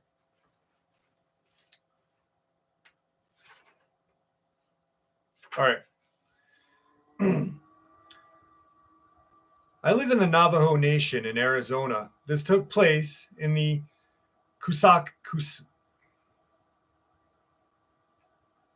Chuska. I live in the Navajo Nation in Arizona. This took place in the Chuska Mountains in the 80s. My friend is about 6 years old. My friend was about 6 years old and was up in the mountains for a family reunion at a family cabin. The cabin is in a meadow with a stone well near the tree line. They spent the day doing typical reunion stuff, three-legged races, flag football, and whatnot. The sun starts setting and the families retire to the cabin and call it a day. The older people planned to sleep in the 2 bedrooms, and the kids would sleep on a bed/cot set up in the living room. All is well, and the kids are tucked in for bed. My friend, we'll call her Sandy, is uneasy and reluctant to go to bed. She's wide awake as everyone falls asleep. Sandy tosses and turns, unable to shake her weird feeling. Suddenly, her feeling turns immediately to fear as she hears something large, something heavy making its way across the porch. Sandy fears that it may be a bear looking for food. Little did she know that it would be much worse. She could make out a shadow of something large and black as it passed by the window. It is making its way toward the door. She sees the family did not lock the door. Sandy is watching the door, too scared to move or scream. She sees the doorknob rattle back and forth. Whatever it is trying to open the door and succeeds. The room floods with the most putrid stench, and she sees a large human hand through the door. Sandy finally summons the strength to scream, "Dad!" Her dad runs out and sees Sandy pointing at the door. He sees the hand, runs to the door, and yells, "Hank," his brother, grab the gun. Whatever was at the door ran. It was a full moon and midnight. They saw the creature run across the yard. Hank, with a hunting rifle in hand, looked through the scope and sees the creature crouched behind the well. Sandy's dad assumed it was a bear and tells Hank to shoot. Hank pulls the trigger and hears the bullet ricochet off the well. All thought of this being a bear is diminished instantly when the creature stands up on 2 feet and runs toward the tree line. Thankfully, they never saw the creature again.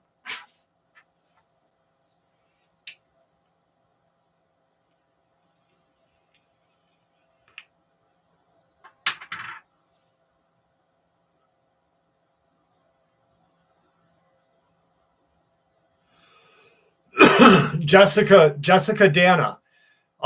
There is actually a website dedicated to the Deer Man in Canada, and this whole town was actually terrorized by this deer man like creature in Canada. A priest seen it. It's listed. Let me see if I can find it for you and tell you what the website is. Maybe I'll share it with you all a little bit.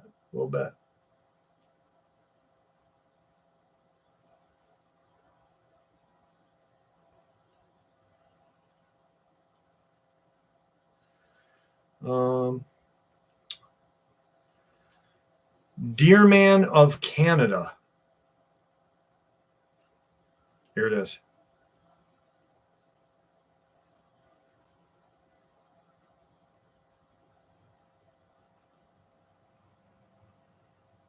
No, that's not it.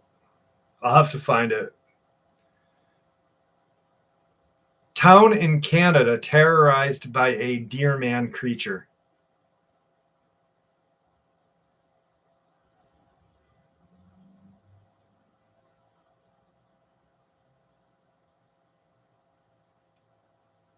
There's this guy that actually, he lives in the town, and he had recorded all of the incidents. It looks like his page or his channel or his website is taken down. I'll have to find it. I did a couple videos. I asked his permission to do an upload about it. It was fairly interesting. What do you guys want to talk about? You like my haircut? I freaking miss my hair. Deer Man will buck you well. And it may take you to the Sharing Stone.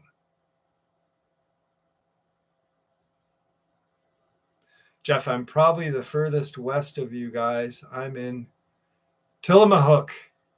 Haha. Tillamook. Yeah, probably. Wait, is that an island? No, that's not like an island. Yeah, my mom said I look like George Clooney. I said, you're cracked out, lady.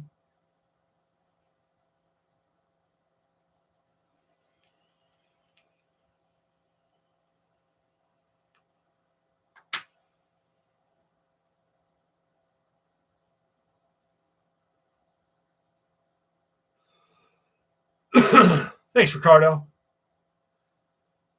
No, just on the coast. Okay, because I know there's like some archipelagos or whatever. I was thinking about shaving my beard and just having a mustache. Yeah, boy, just a mustache looking like the pimp. Oh.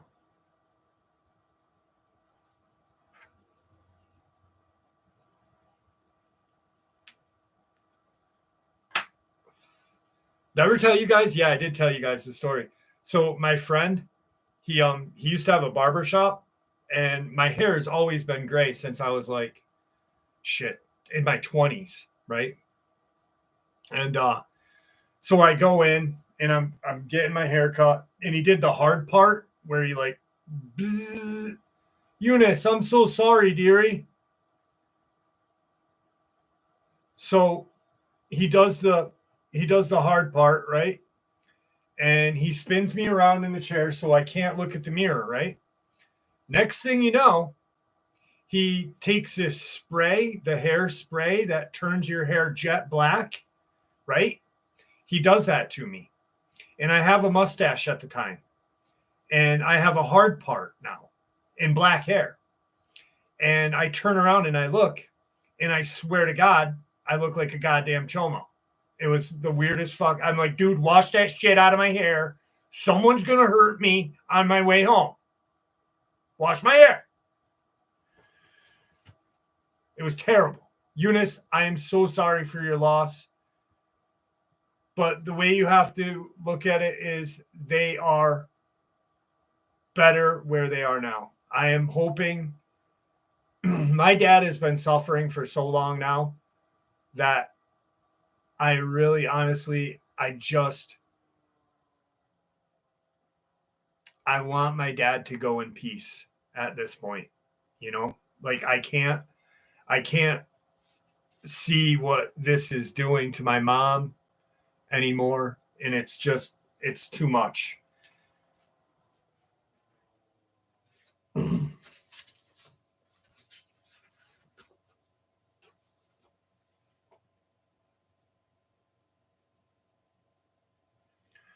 Jeremy Childress. Yes, I did.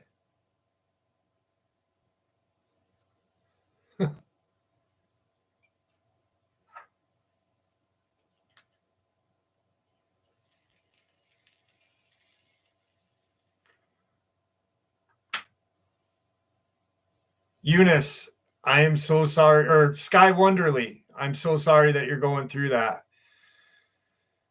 Death is a hard freaking thing, man.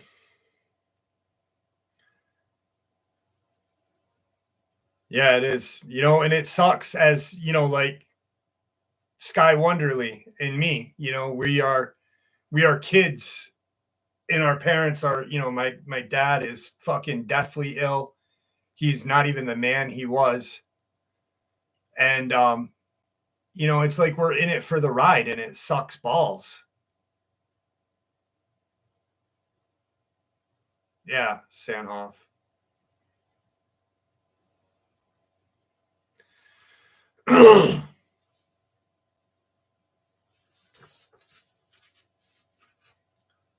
Yes, Eunice is Eunice. That's how it said, Charlie Knight.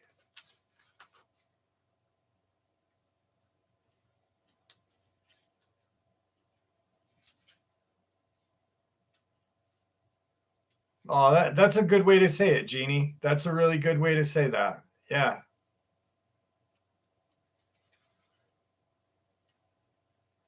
This is why we have the greatest group. Like Eunice, Sky, you guys are just like, you know, you can say this and get like a good response. You know, it's Lori, damn. I hate death, dude. I wish death was a person so I could kick him right in the nutsack.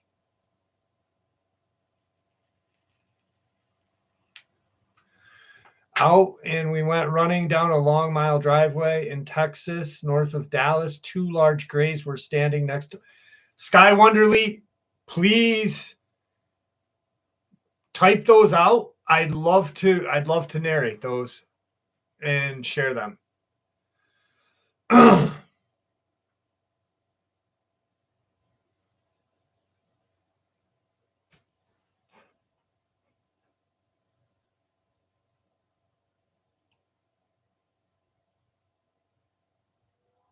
Thank you, Tyler. Thank you.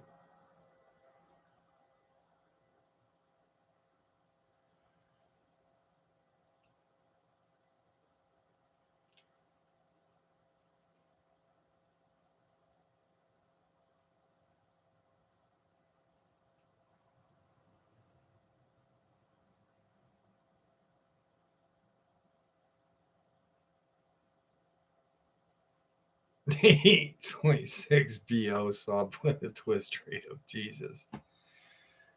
Oh, Caden, you were just a young chap at that point, man. Damn. You know, I got to do something really quick because we're talking about this sad shit. Hey, buddy. Come here. Oh, come here. Come here. Look who's here. Look who's here. Hi, buddy. Look. Say hi to everybody. Say hi.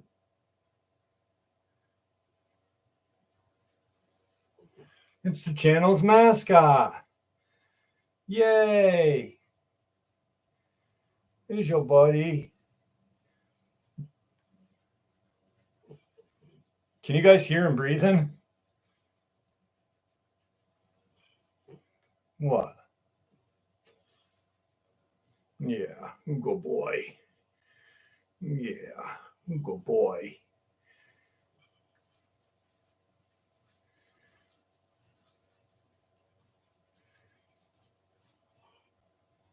What's everybody doing? Say what's up. Wouldn't it be funny if he turned around and fucked me up in the face? Yeah, he is very healthy. He's a good boy, huh? Oh, buddy. Aw. Mwah. A good boy? Huh? Okay. Oh, you just want to hang out? All right, here we go. Okay.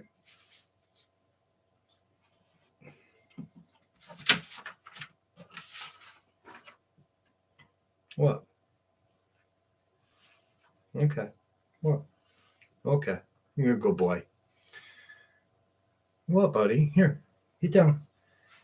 Boom. Good boy. Good boy.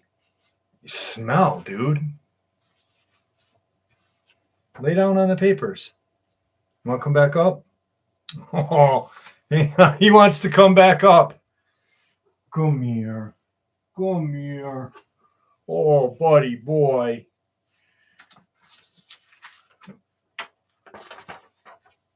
All right. I came across some reports about these black-eyed kids and figured I'd share mine. My cousin and I had a weird experience in September of 2011. We both lived in the town of Wolverine, Michigan, and our dads are brothers. My cousin and I had been hunting and camping together since we were 12 years old. We are 2 months apart in age. We had graduated from high school that spring and planned on going camping later that summer. We finally got permission to use my dad's pop-up camper and headed off. We planned to stay a week or so southwest of Mackinac City in the forest near the state park. We drove back into the woods about 4 miles off the main road and set up in a small clearing. We both thought the area looked familiar, but couldn't recall if we'd ever been here before. It was weird because we both commented at the same time to each other.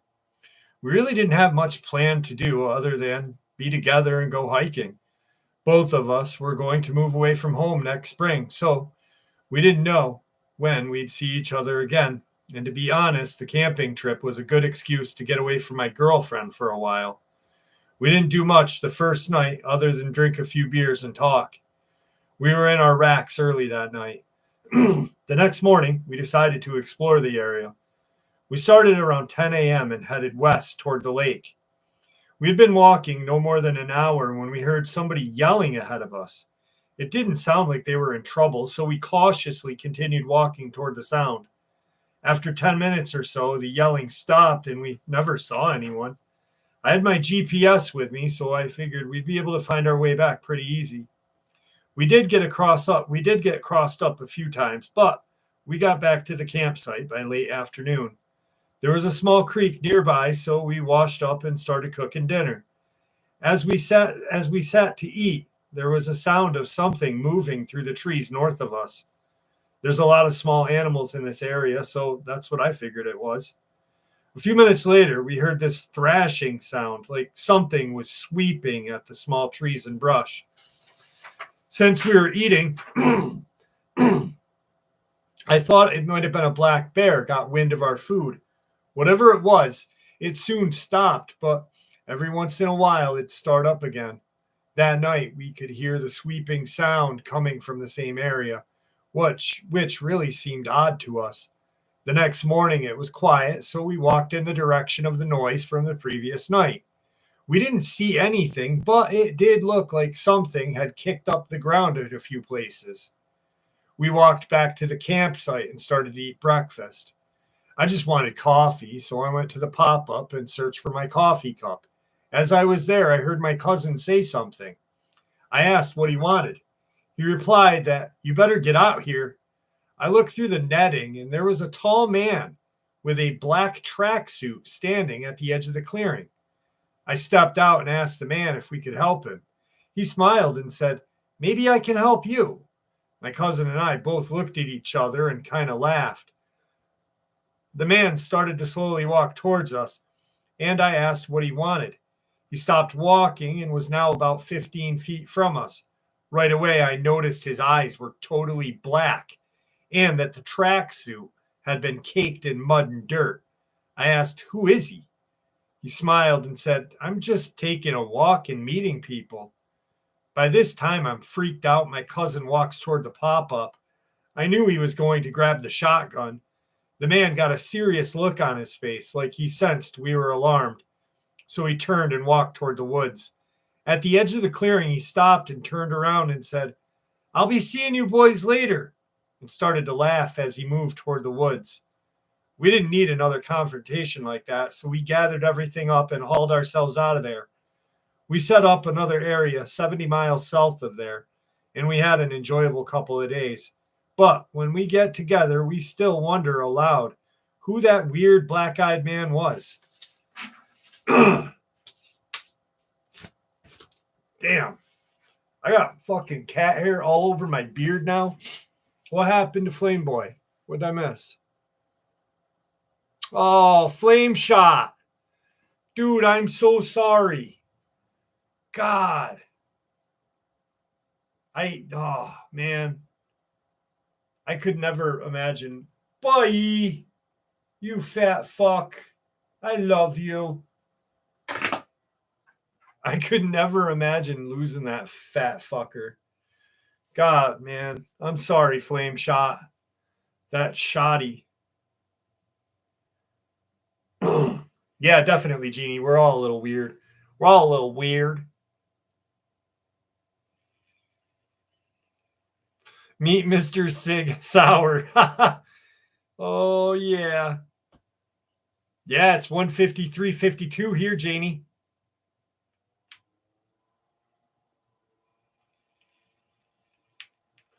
Can you imagine that, though? Some dude comes walking up to your campsite. He's like, "I'll see you boys a little later." Oh, you know what it'd be like? That guy from Poltergeist. The guy with the hat. The old guy at Poltergeist. Fuck that. That's terrifying. Do you guys remember that? Oh, that guy's a fucking asshole. He's scary.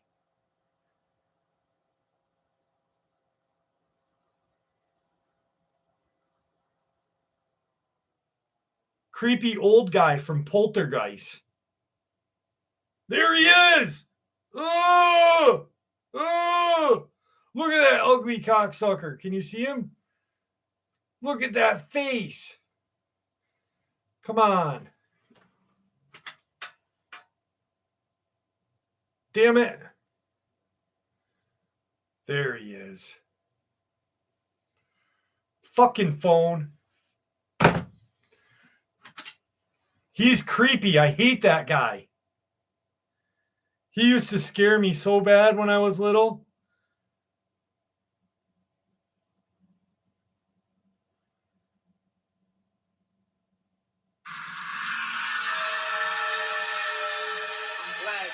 Opportunity to talk with your family out of the way. I'll be seeing you boys later. Meet me at the Gifting Rock, boys.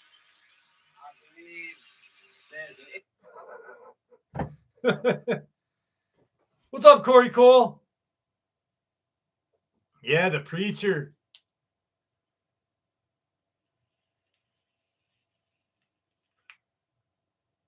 Ooh, the Exorcist girl. The new Exorcist is even scarier than the old one. Any movie homework for next week? We'll figure it out. Dean Ferguson, he better not be at my fucking window. How do you do?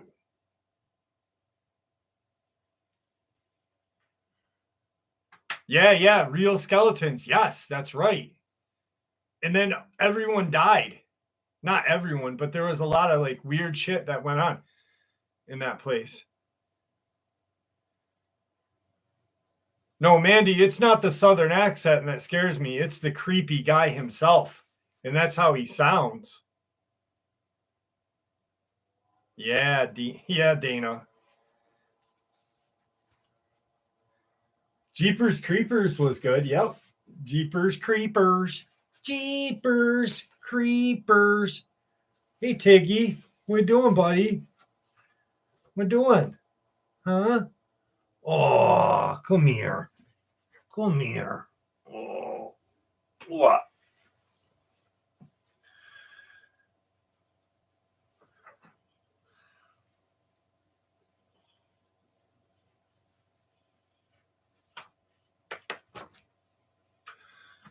This is the most he's been here. Like, Tigger never comes up this often. He just wants to hang out with you guys. He's like, take me to the sharing stone, Daddy. He was born in my house. Purpose and Grace. His mom is my mom's cat.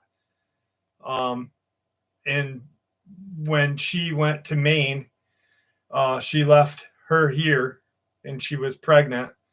And he's never owned anybody he's never known anyone except me and my daughters. Dude, your asshole stinks. Go away. What?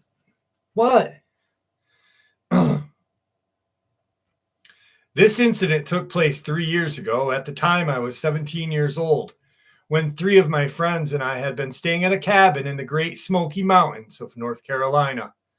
We were celebrating the end of our junior year of high school. It was just the 4 of us. The first night we got there, we heard some noises from outside of the cabin and an occasional tapping on the windows. At around 1:30 in the morning, I did not want to look outside to see what it was. My friend said they couldn't see anything, so I looked out, but I couldn't see anything either. The next morning, we went outside and saw some footprints around the cabin and into the woods. There were footprints I've never seen before, kind of long, narrow, with obvious claw marks on 4 toes. Fast forward to the night, we decide to go outside and build a fire. We're joking around, laughing, and having fun when we hear a growl in the woods. The shrubbery and smaller plants around us start to move like they're swaying in the wind, even though there is no wind. I look behind me and instantly notice 2 ember-colored eyes staring at us. I turn to my friend and ask if he sees it too. He looks at me, pale in the face, and asks, "What the hell is that thing?" I tell myself that I don't know what it is, but it seems to be massive and I don't want to find out. So we start to run toward the cabin and yell to the others what we saw. They immediately run with us and we're all in the cabin. They don't believe us and believe that we were pranking them. After a few minutes, they look outside and it is standing about 30 feet from the cabin. I caught a quick glimpse. The creature was bipedal, about 9 feet tall, grayish black fur, very muscular with these massive claws and large fangs. We closed the blinds and tried to forget about the thing, but we were absolutely terrified. Later that night, I went to bed. I looked out my window, and the creature was in the same area, now staring directly at my window. I thought about trying to take a photo, but I truly didn't want to upset this thing. Needless to say, I didn't sleep that night, hoping daylight would soon come. The next day, we packed up and left, not wanting to spend another night in those woods. None of us even mention this incident anymore. This is the first time I've ever shared this because I don't think anyone would believe what I saw.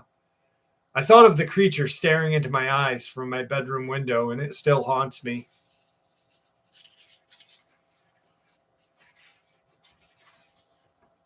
All right, Samurai. Sounds good. Let me check and make sure it came through.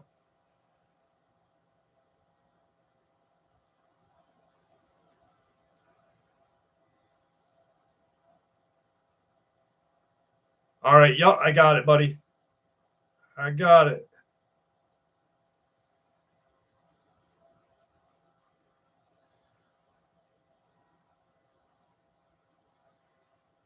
I got John Sumner's picture too. Sanhoff, are you talking about the upload that I just did or the story that I just did? Yes. Jeff or anyone. What are your thoughts of the accounts of Dogman with articles of clothing on? Mandy, that's a strange one. I've often wondered about that. I look forward for someone who listens to actually not make fun of me. People will. Yeah, it was definitely a Dogman, San. No one will make fun of you, Samurai. But back to Mandy really quick. The clothing, like the Ohio Dogman that people saw at that railway station that was wearing clothes in the 70s. I find it strange because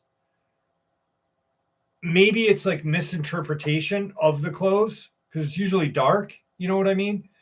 But I don't know. No one's going to make fun of you. Trust me, Sean. I promise.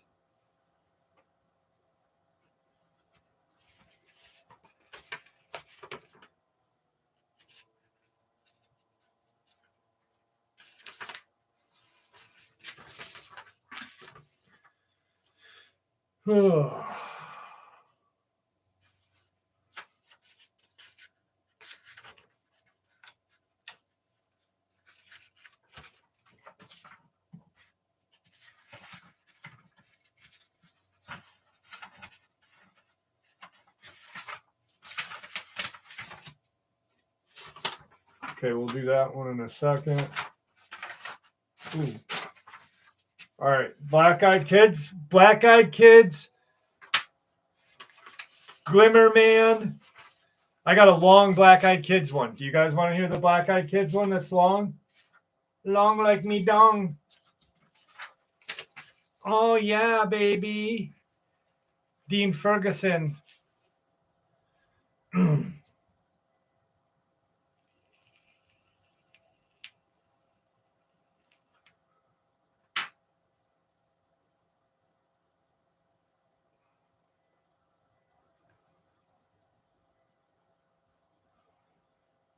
Could someone had it as a pet, like Robert Rascal dress up? Maybe.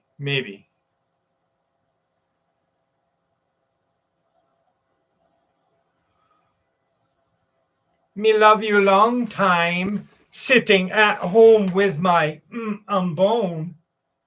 Little bit of Two Live Crew right there. You guys want me to get the old shofar out and scare the neighborhood? Hang on 1 second. Buddy. Oh, don't look at my legs, fuckface.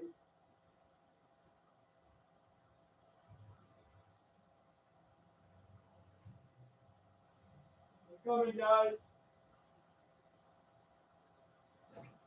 I'm coming. I'm coming. Not literally, but I'm here. Here we go, guys. I think it's about that time.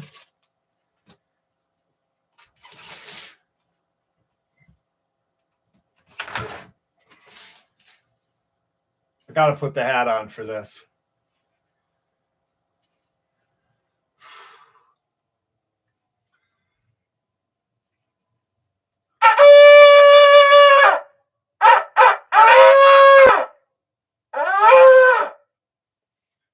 $20. $20.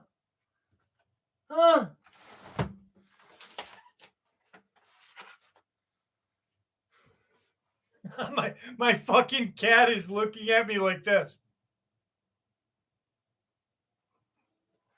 Bye. It's okay.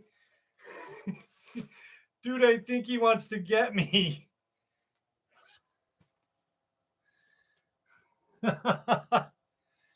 Holy shit, buddy. It's okay. It's okay. It's okay, buddy.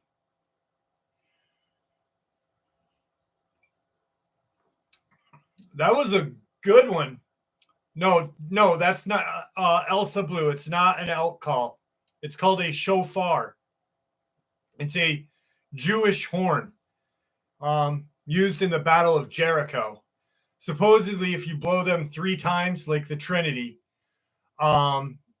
it will call in Nephilim, Bigfoot, Dogman. Why are you staring at me, cocksuck? He's gonna bite me, yo. Yo. Oh, yeah.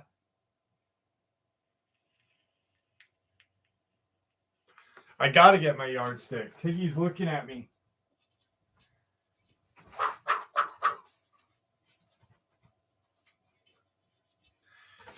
My German Shepherd did not enjoy the show. I bet you he didn't.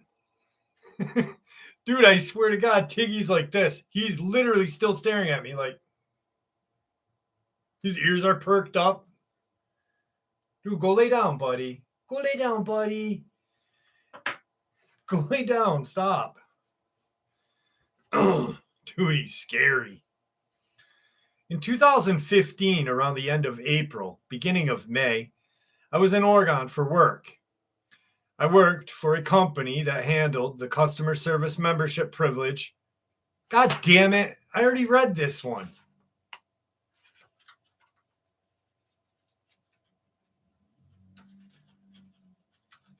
I'll read it again, though.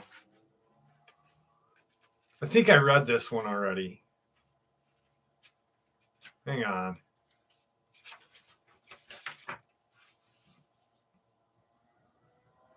Okay.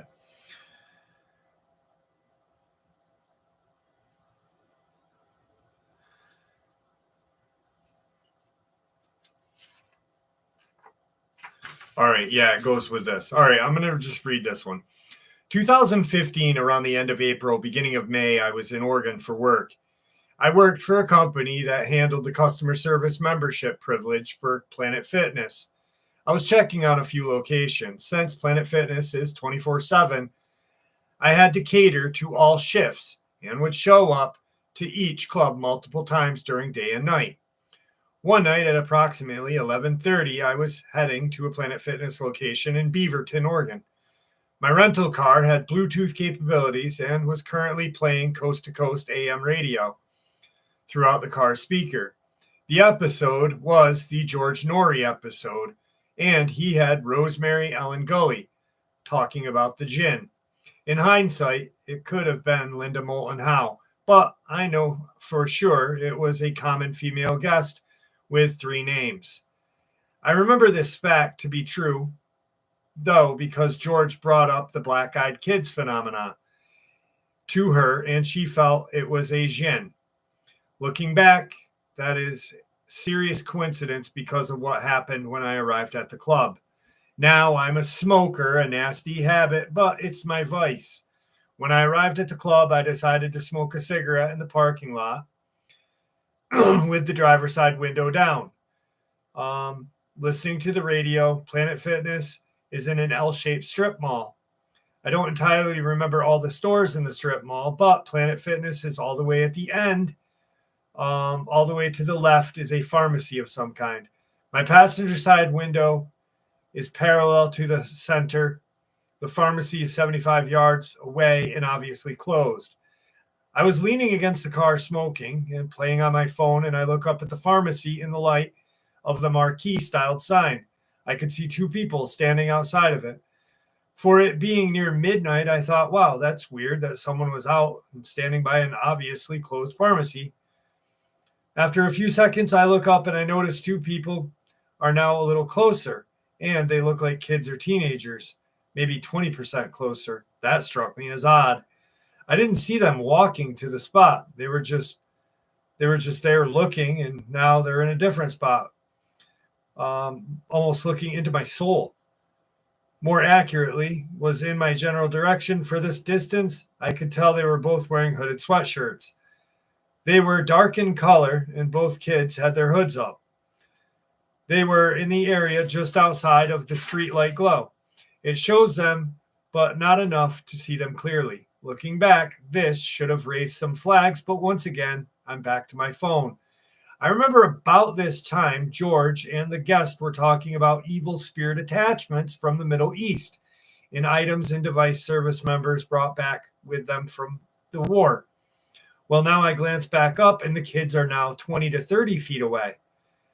They were once again outside of the direct light of the glow. This time, their heads are aimed down. I could not see their faces, but I could now make out their clothes better. One had olive drabbed green hooded sweatshirt with no visible markings or insignias. The hood over his head seemed to be over a gray baseball cap with no markings. Baggy, nondescript, blue jeans with black low-top shoes. The other was dressed very similar. The only difference being a navy blue zip-up hood, khaki pants, white shoes, same as the first. There was nothing distinguishing about the brands or articles of clothing. The kids were standing still. I hadn't seen them move from their current location. I get this weird feeling almost instantly and look up, and there they are, 5 feet in front of me. Just closer, just outside of the shine of the streetlight.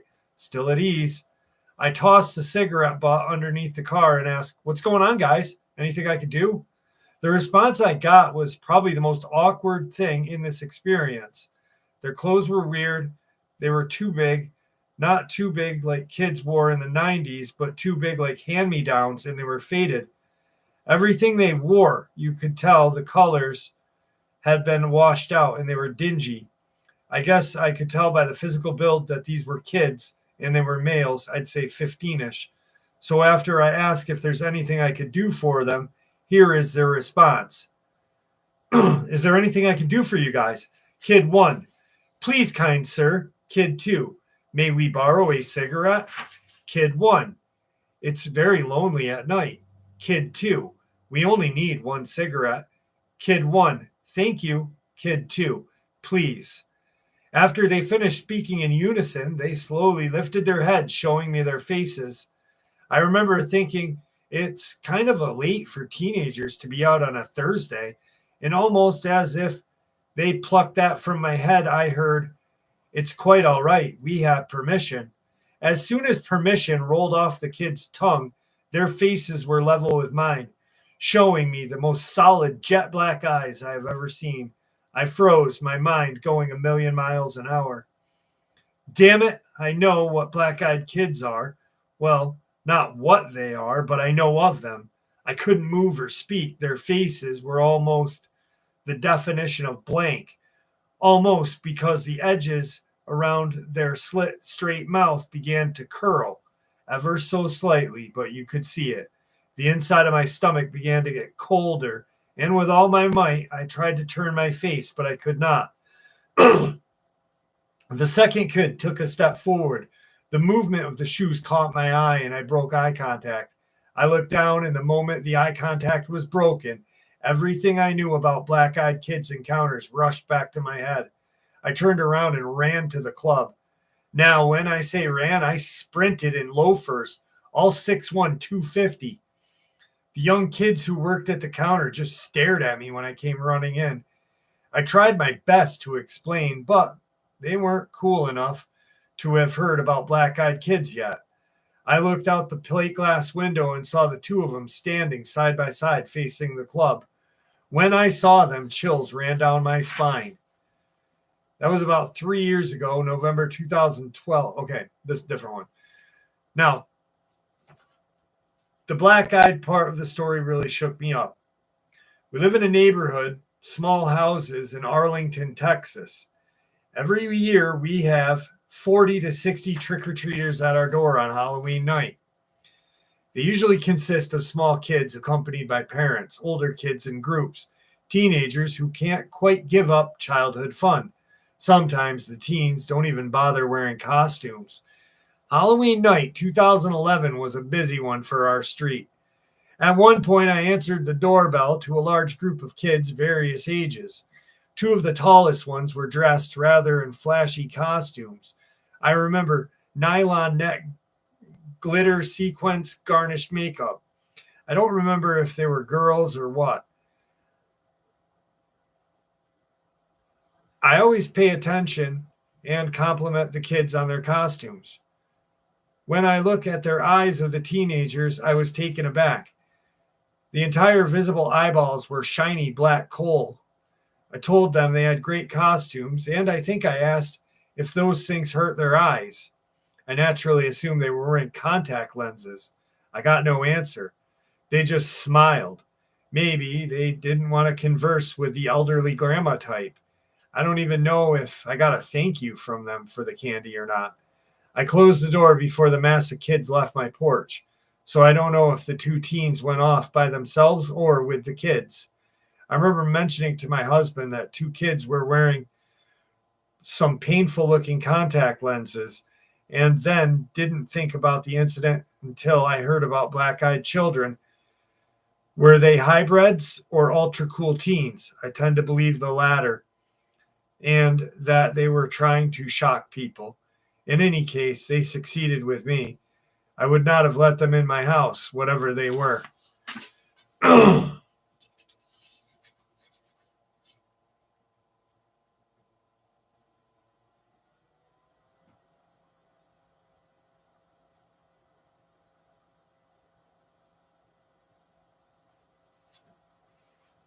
What did I miss?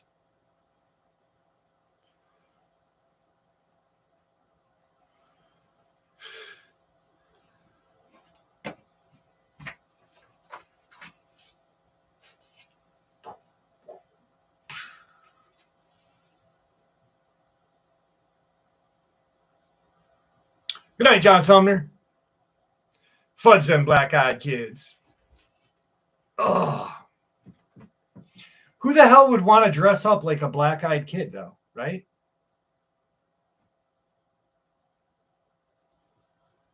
Hey, let's get it.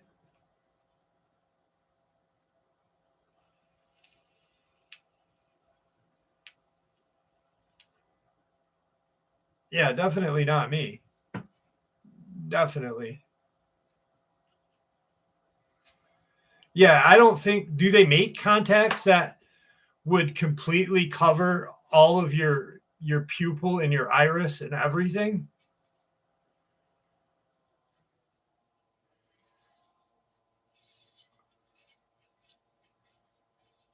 I would poke them in their eye and kick them in the balls.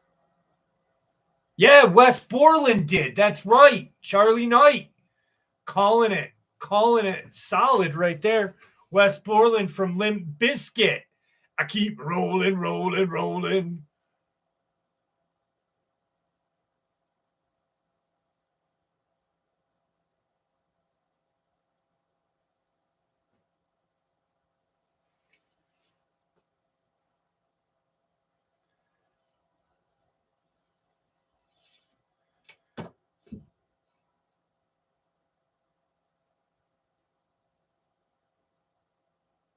Limp Bizkit was some good 90s stuff. Dude, the best Limp Bizkit thing ever was when Fred Durst did that song with Max Cavalier from Soulfly. I forget the name of the song, but it was great.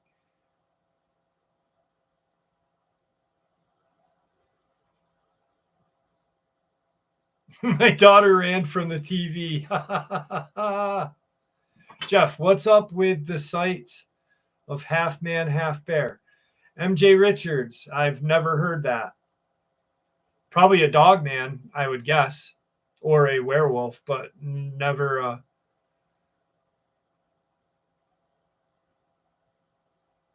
Have you ever seen Sakari or Jeremy? No, I have not. What is that? Flame Shots? Family Values was one of the greatest concerts I ever went to. Thank you for this chat. Mandy, thank you for coming. Give me something to break. How about your fucking face? Can you imagine an old guy doing that? Give me something to break. Libra Poet, what's up, baby? How about your fucking face? I hope you know pack a chainsaw. I skin your ass raw. Actually, the Ojibwe, Ricardo, the Ojibwe have a creature called the Bear Walker. There's an amazing thesis written about that. Libra Poet, what's up, dearie dear? Say hi to me. Damn it.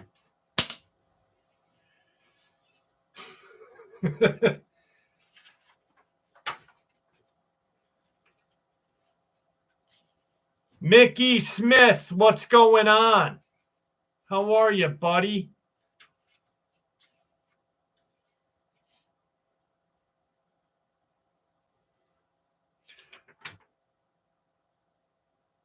Libra, you haven't said hi yet. I'm doing well. Thank you, Mickey.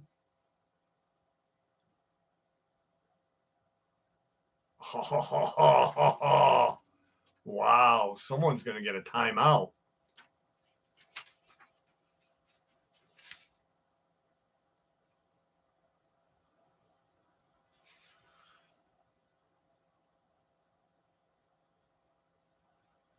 Callan said, Jason, kill that bitch and shut her up. Oh, my God.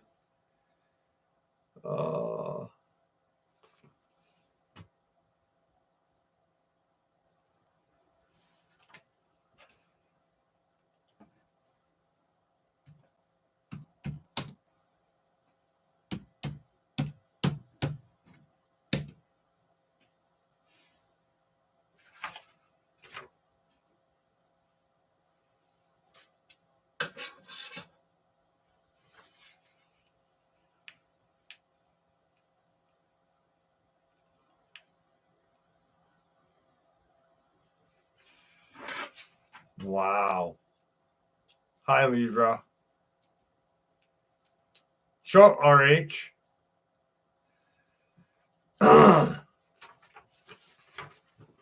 Oh.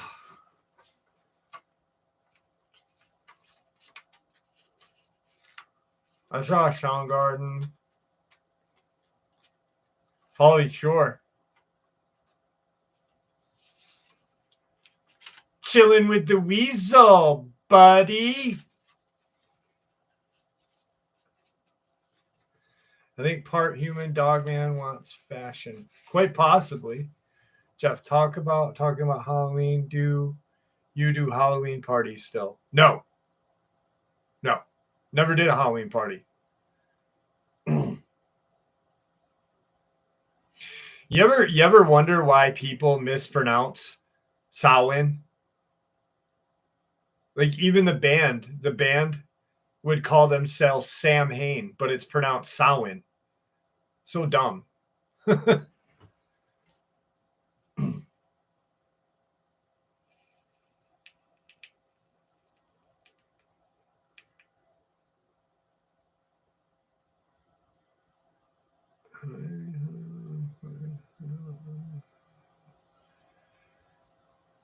Whoa, Jessica, calm down, simmer down. Damn. Does lizard parties. I do lizard parties. A little bit, a lot lizard parties. Tony Baxter, how are you?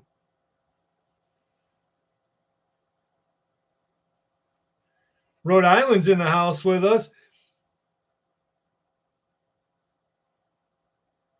Coolest place in Rhode Island was the Conjuring house. Greatest place I have ever went. K-Dog.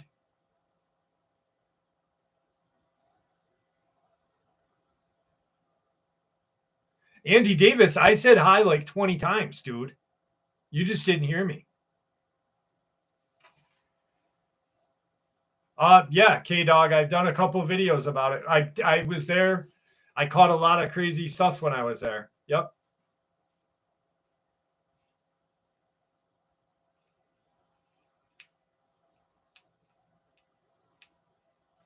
Nope.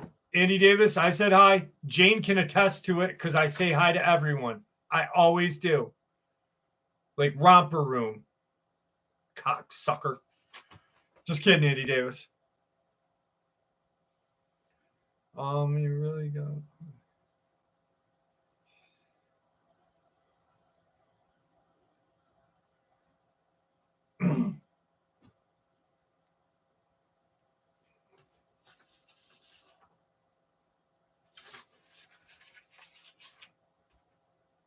Who watch those lot lizards catch some bugs? You know they do.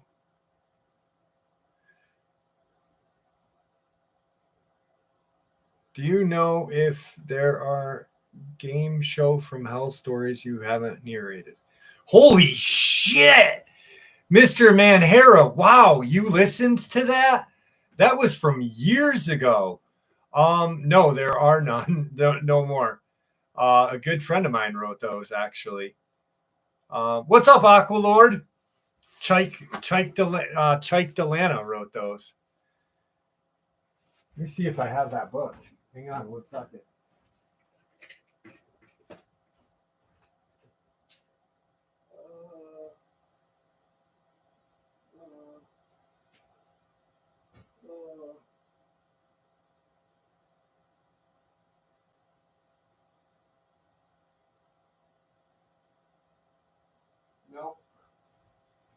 Nope. I don't have the book. I have it on my Kindle. But no, Chike Delanda wrote those books. Wow, I cannot believe someone listened to that. Holy shit, thank you. Stephen Knight, how are you?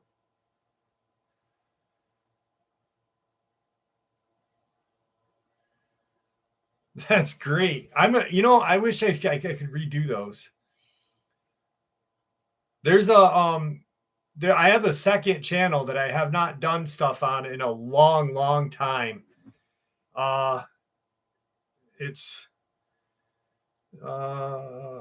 creepy pasta, and I did creepy pastas a long time ago. And my friend wrote this story called the Cock Wranglers. Cock Wranglers. Here we go. And my old channel was called Jeff's Pasta. Jane, do you remember that? I got to play this for you guys really quick.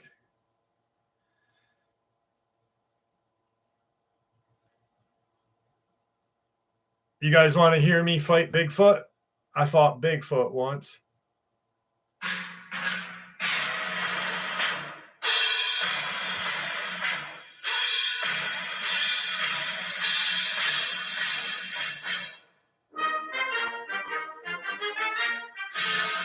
One team in history better than the A-team, the Cock Wranglers. Uncompromising values, truth, justice, bravery, patriotism. These boys are what makes America great and gives kids someone to look up to. But not everything is smooth sailing for the Cock Wranglers. Hard times are that much harder for those of us that ride the highest. A partnership ordained by the gods. The uniting of the Cock Wranglers served as a beacon of hope throughout the world, standing against evil and shining a light on things that go bump in the night. As you can imagine, there are many things lurking in the shadows that would love to see nothing less than our heroes' heads on a pike. This tale is of one such encounter. Here I come. I can smell that cocksucker, Jeff exclaimed. They had been hot on the trail of an elder Sasquatch, and a particularly violent one at that. I'm still not sure why these golf fuckers can't bathe themselves. The disciple stepped out of the shadows. His black hooded cloak and practiced skill made him practically invisible when need be. Well, if we don't take this bastard down today, there's no telling how many more people are going to get hurt. I didn't come all the way out to Mount Rainier. That's the Cock Wranglers. That is my superhero team where we fight cryptids and kick ass. Cock Wranglers.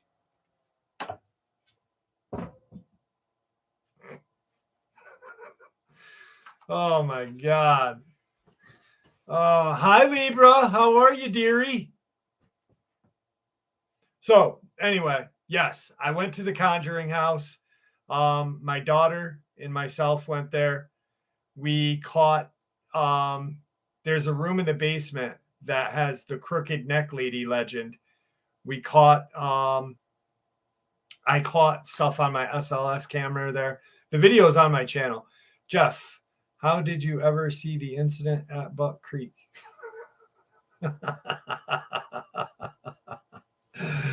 Oh my God. Gravity cheeseburger, a little bit.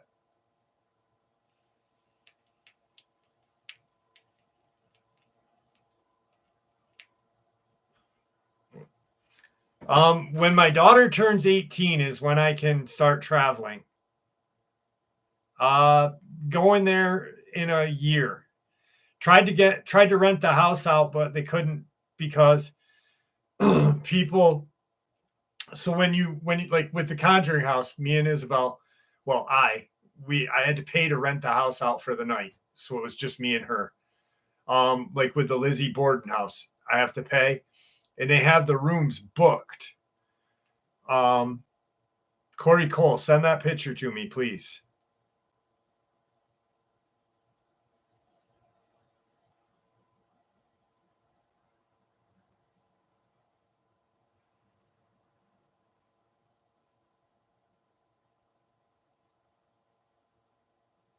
Thanks, Jacob.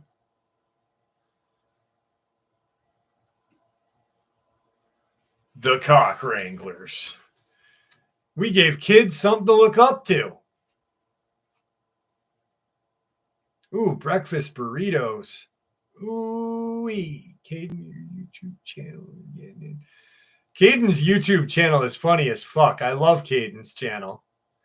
Guys, if you guys have not been to Caden Ciro's YouTube channel, go over, check it out. It's funny. Caden is Caden. Caden is like the most unique person I have met in a very long time, and I love him. I really, really do. Sanhoff, you got flashed back to the beginning?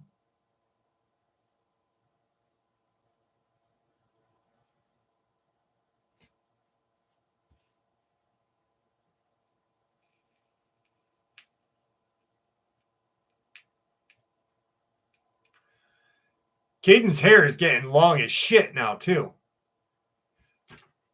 Oh, I just took it off. When you can travel, come to Chattanooga. Yeah, I want to go down to Tennessee. When are you going back to the Adirondacks? Adirondacks? I live in the Adirondacks, K-Dog. I'm in the Adirondacks right now. I can't get down to Lily Pond Road right now because it's a fire road, and it's all snowed in.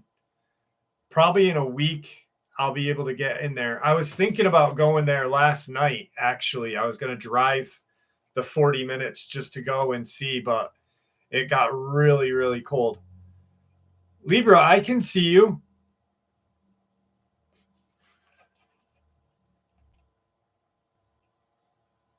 No, I don't think you're tripping. Tripping. Any swamp monkeys around? There are some swamp donkeys around. You know, we're gonna end the night with that. We'll end the night with that. And then we'll talk a little more. Swamp donkey. Swamp donkey. Dark waters, swamp donkey.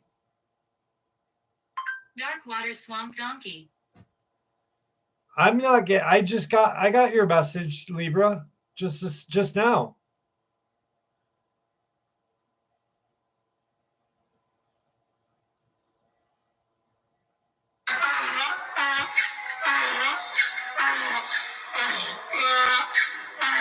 That's Bigfoot.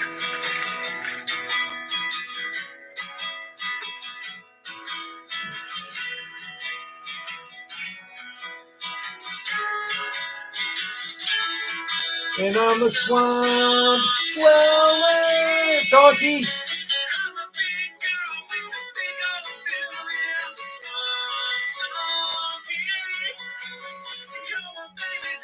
our last story, we touched on the horrible upbringing of Swamp Donkey. How his parents abandoned him at the steps of a fire station.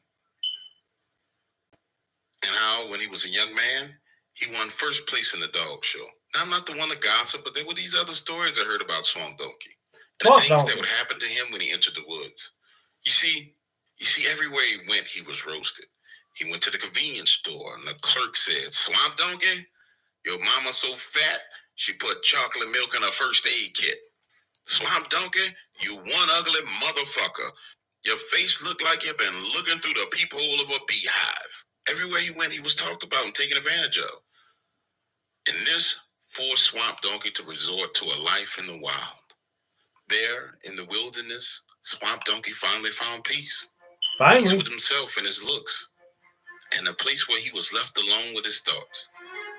That was until one day, Swamp Donkey was scavenging for food. When out of the bushes popped the male Bigfoot. His blood ran cold, and he trembled with fear. Was this monster going to eat him alive? As the fear subsided, Swamp Donkey figured the only thing he could do was run. So he turned to flee, and before he could get 8 steps away, Bigfoot pounced on him, biting him on the nape of his neck, pinning him down on his stomach, ripped his clothes off, and laid in the Swamp Donkey's ass. All right. Bigfoot wore that Swamp Donkey ass out.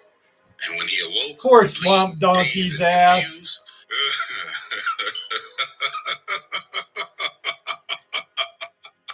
Swamp Donkey crawled to the nearest water he could find, staring. All right. If you guys want to hear that, just type in dark water Swamp Donkey and it'll come up. What's the difference between a dogman and a werewolf? Well, on this channel, because of Victor, dogmen have hawked legs, a long snout, and a tail. Werewolves have a short snout and no tail and human-like legs. And I shared something by Danny Van Drimeny. Did I just go with your time slip too? I just shared this like 2 hours ago. Danny Van Drimeny wrote a book called Them and Us. He is an anthropologist, archaeologist, a paleo anthropologist and archaeologist. And he believes that the Neanderthal actually looked like a werewolf. Victor is no longer with us.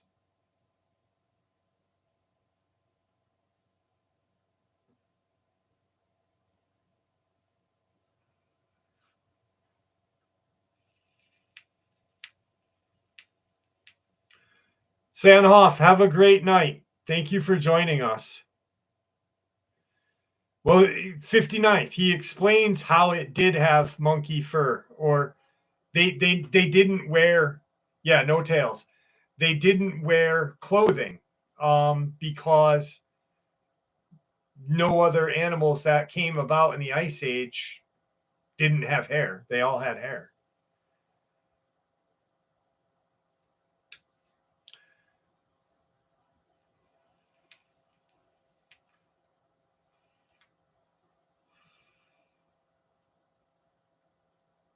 Lizzo the Lot Lizard. Oh, Jesus.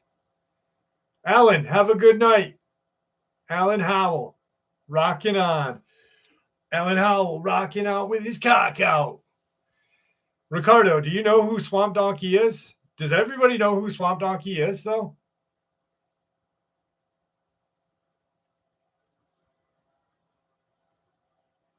No, Swamp Donkey is not. Dark Waters wrote that. Yes. Yes, Libra. No, Swamp Donkey is. What other YouTuber's name starts with Swamp? Swamp Dweller. Joe got it right. Yes, yes.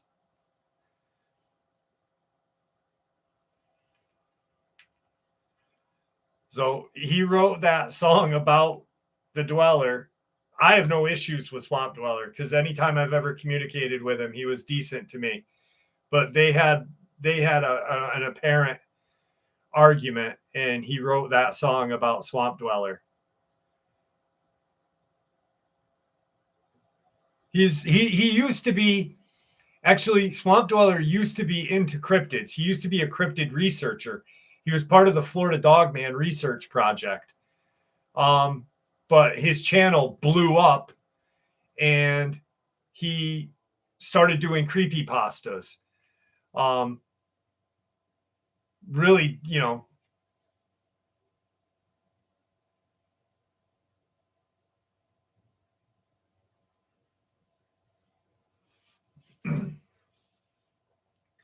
but I don't have an issue with him. He's always, both people, Dark Waters, James has always treated me with the utmost respect. I have nothing but love for him. I don't know Swamp Dweller very well. I've communicated with him once or twice. He always treated me with respect, you know, but because my friend is James, I don't have beef with somebody. That's his beef, not mine.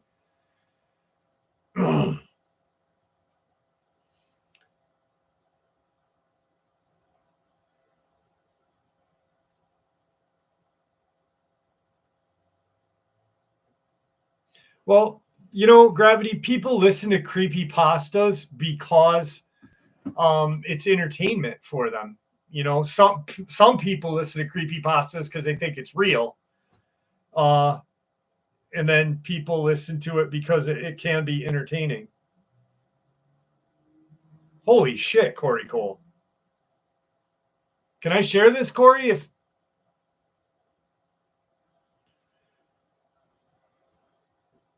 Do you guys see the wings?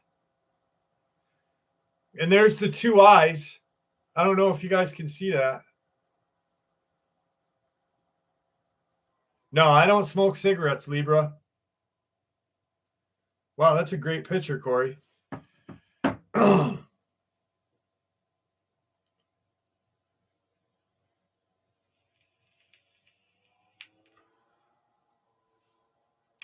Corey, do I have your permission to share that?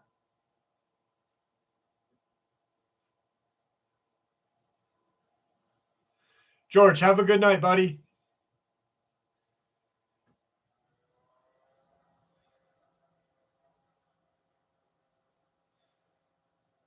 St. Christopher, here's something interesting that I heard. I'm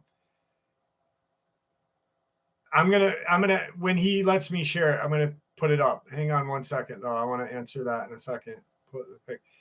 RH, I'm going to, if he will let me.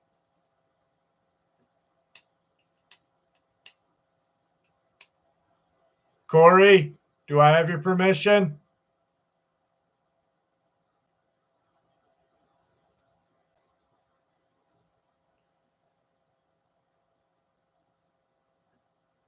Holy shit. Corey. Okay. I'm going to put it on the community post right now, guys. Okay. So really quick. I have read a little bit about some things, and in the there's the Gnostics. The Gnostics believe that Saint Christopher was so they believe that Saint Christopher was a child of the fallen angels, the Watchers, and that he was a Nephilim, but he was from the village or town of Canaan, which they named that town after the dog-headed people. And that is why supposedly Saint Christopher is depicted with a dog-like head. But then after he renounced the evils to Jesus, supposedly he was transformed into a human. Yeah, Charlie Knight, it would make him a Canaanite if he was from Canaan.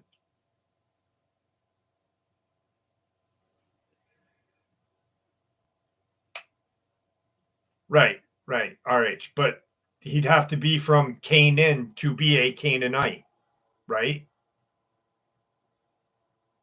It's pretty easy.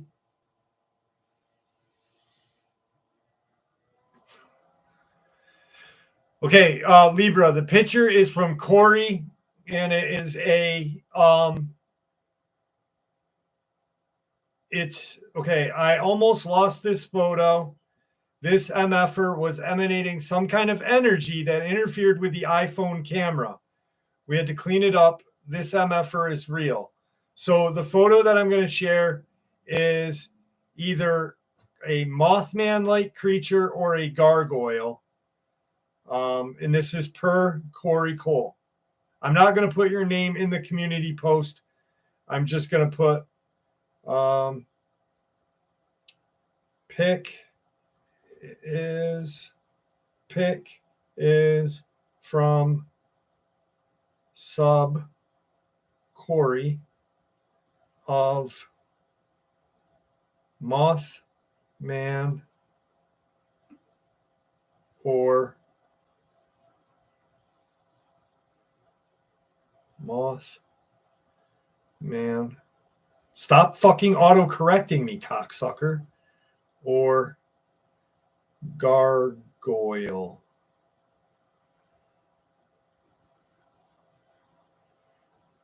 And pick. Next. Post. Okay, I put it up in the community part. I already put it up, Corey.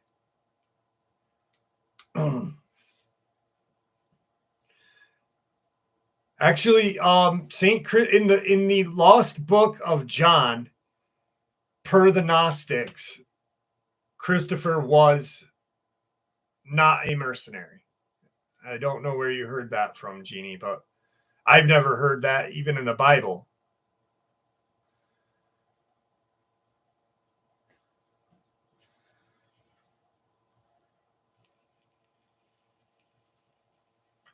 Did you guys get it? Did you guys look at it yet? Ooh, let the dogs out. Ooh, ooh, ooh, ooh, ooh, ooh.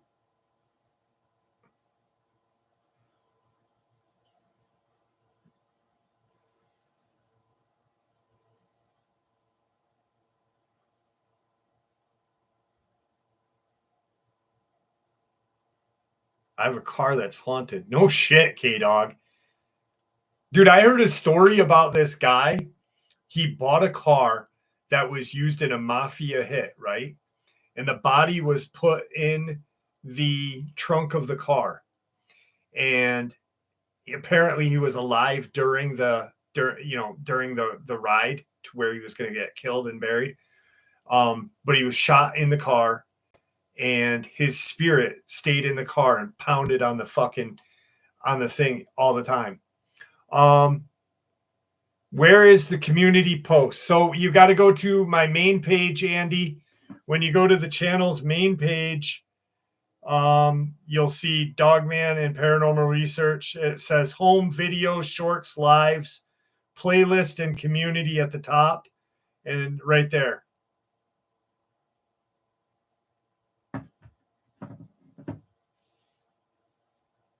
No, it's up. I'm looking right at it. Everyone has looked at it, Charlie. It's up, buddy.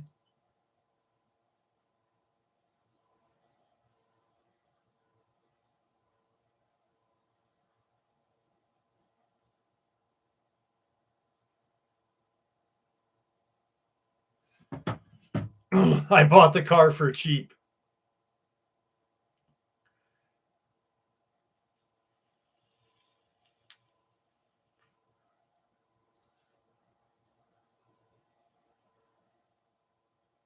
No, he didn't, RH. Don't be disrespectful, bro.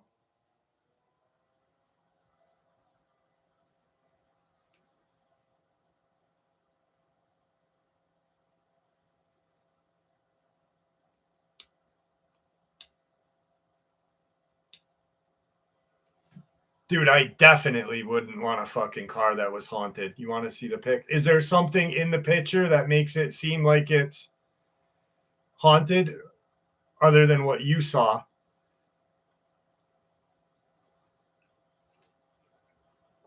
Dude, that you can see its beak, bro.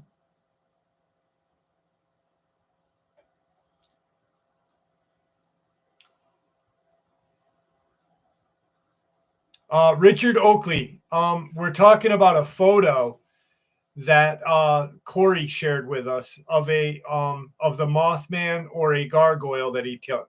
It's in the community post, Richard. It's the very first page on there.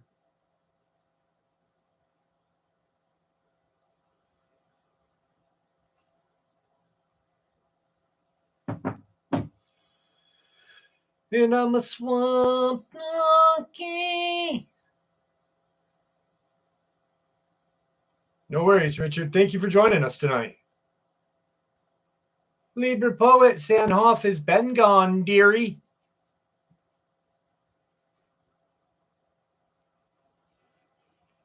Aqualord. Dude, that song just gets caught in your head, right?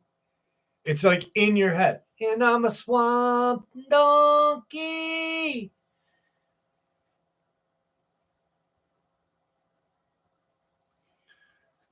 Well, it does look pretty fierce. I don't know what you're looking at, Gravity. Maybe you're stronger than all of us.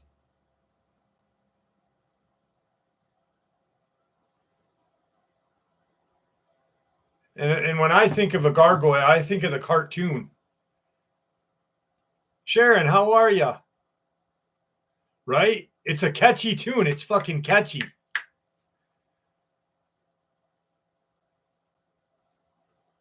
Oh, Richard Oakley, thank you very much. God bless you right back. No, my dad is not doing any better. No, but thank you, though. I appreciate that. We're coming up on 3 months. RH, we just said Mothman or a gargoyle. He doesn't know. It had red eyes. It was staring back at him.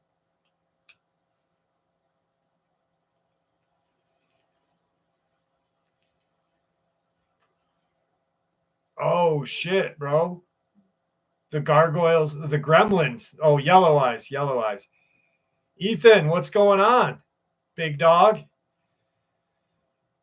Dude, I got to get you on the show. Ethan R. Could be it. You know, who's to say that? Okay, here's something. And Bad Pup just called it. Yeah, Eunice. I've been on a bunch of videos about that lately. But you've been going through crazy shit with the passing of your friend. Yeah, CERN has definitely opened portals, 100%. Ethan, I gotta get you on the show. You gotta come on. Okay, Mothman. Who's to say Mothman isn't a pterodactyl?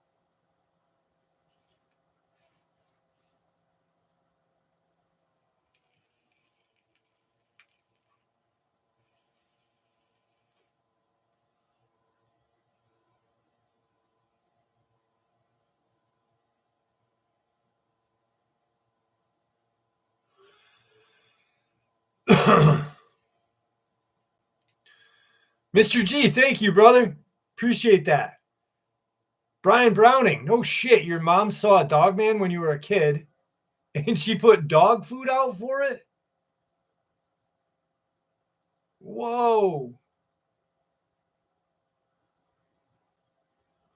Skibbity bang. 86 buckets. Have a good night. Jeff, not to be extra annoying with the same old boring questions. Oh, man. I don't know. I actually just bought a burner phone so I could start doing them. I just bought a burner phone with a burner number so I can start doing call-ins. So I'm going to figure out how to do it. I don't know what it'd be. It'd have to be people have encounters because I don't want to like waste the time just talking, someone wants to call in and just randomly be like, hey, how are you? I got a lot lizard sucking my big toe.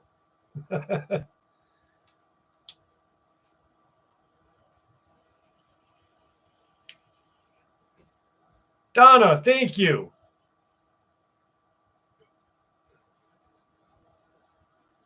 Tyler. What's up, Andy Davis?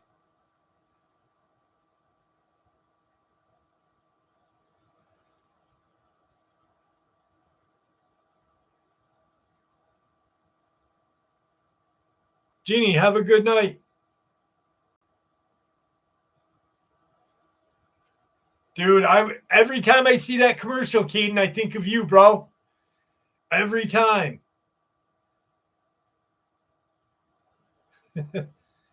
Jeff, did you read the story about my grandpa and my uncle? Not on the show. I back there all the time. 2020. Yeah. Brian Browning, whereabouts was that?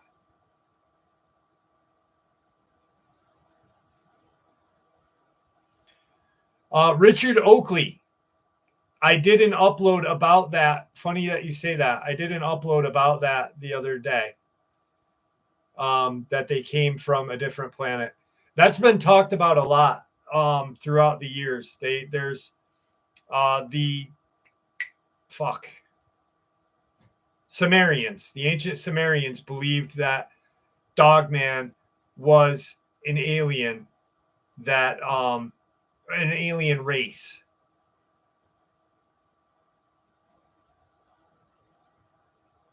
Oh, Donna, thank you very much. I love you guys. They will just watch and stare like Jeff's cat. Dude, that was scary. He's like, when I blew the old shofar. Should we end the night with an old shofar blowing?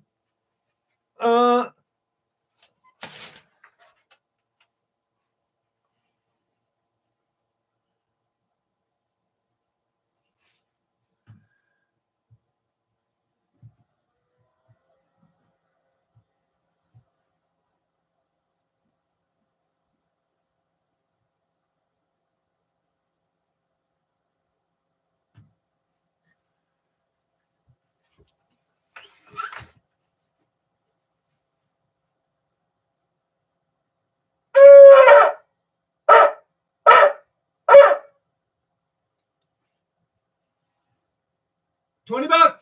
$20.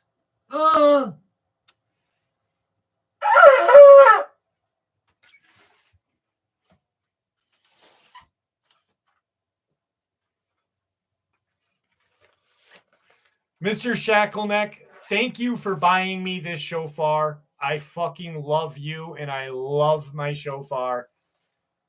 I'll love it more. Robinson County, Bethel, Tennessee, Bethel. Okay, no shit, dude. That's crazy.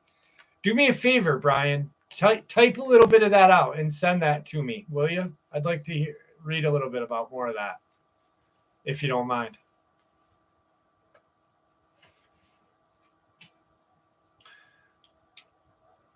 My neighbors do love me, Tom. They fucking love me.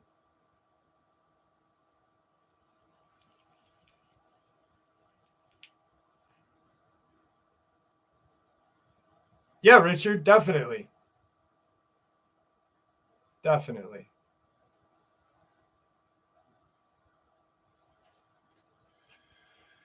Oh, what did I miss? Hang on, I missed something. What do you think was following you in the Adirondacks? So okay, the one time that I went to Lily Pond Road, so I don't know which time you're talking about, K-Dog. There was the time that two things were following me behind me on Lily Pond Trail that I didn't catch on camera. I didn't even bring a camera out with me that day. I think a dog man ran across the trail that one day that I caught. That it fucking was totally scary. I don't know what ran up behind me in the hill and blew through the trees. But they went to those rock locations. So I'm not really sure.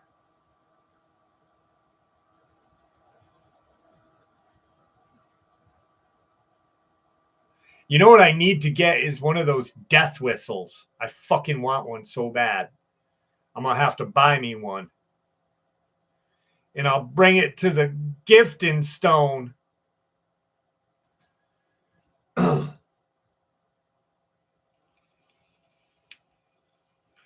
I got to get a didgeridoo too. All right. Sounds good. Sounds good, Brian. Do you need my email?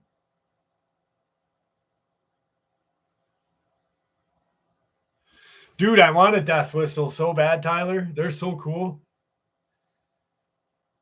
K-Dog, did you see where I caught the metallic noises that time I was up there?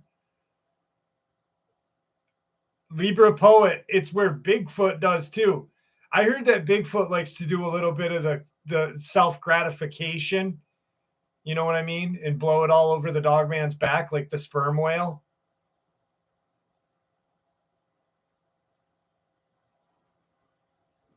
Jessica, you don't have to if you don't know.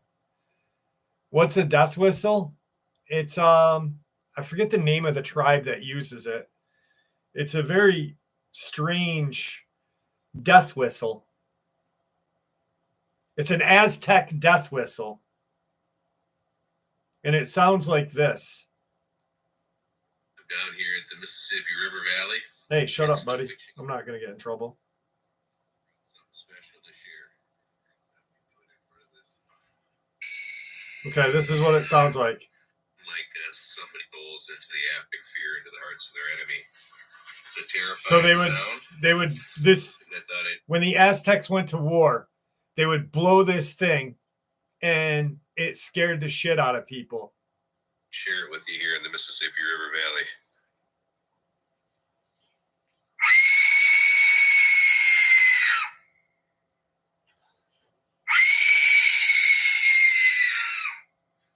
That's what a death whistle sounds like.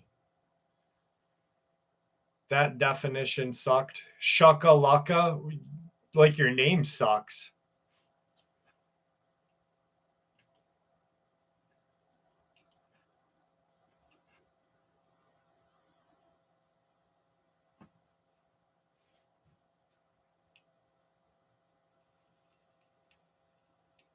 Pretty similar to a cougar scream. Yeah, you're right. Exactly.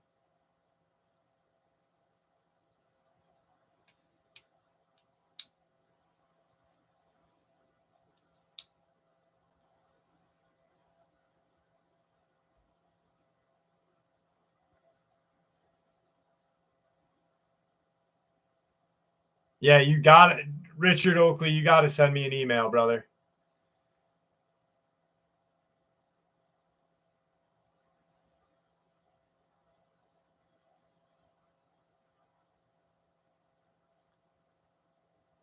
Yeah, bad pup. 100%. 100 people blowing that thing. Dude, can you imagine, just like Brian said, 100 people blowing that? Fuck that.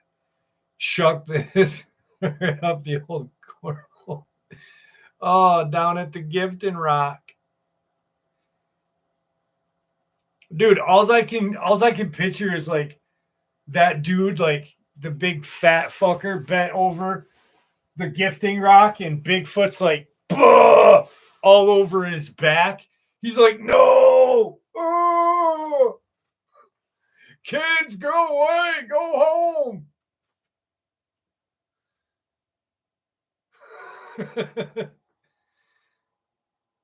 Oh, Jason Allen Shaw, thank you very much. Thank you.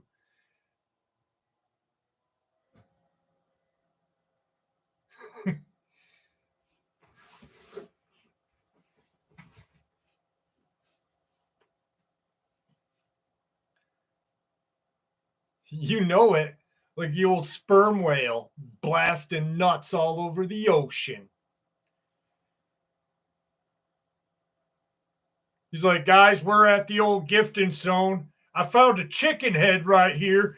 Bigfoot knocks him down. Oh, he's like, oh, and he's like, all over. He's like, my back is all sticky and creamy. Oh no. Wait, what? Oh, pops it right in. Bigfoot does Dallas, baby. Grizzly bear versus Bigfoot. Bigfoot all the way.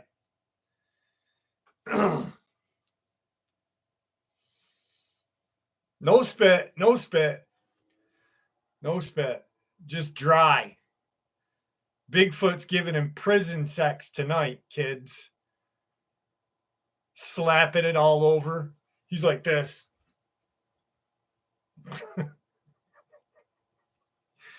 You definitely.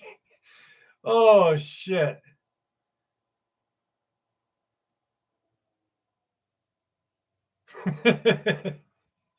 Margarine.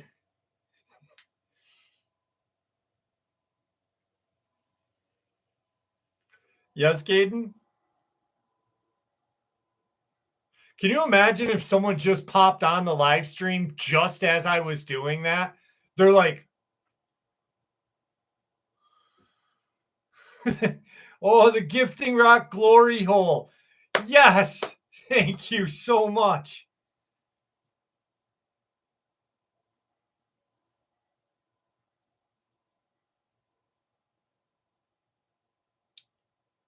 Connor used the whistle on his ghost hunt tonight. Oh, Connor. Yeah, it took me a second to figure out who you were talking about, Guardian.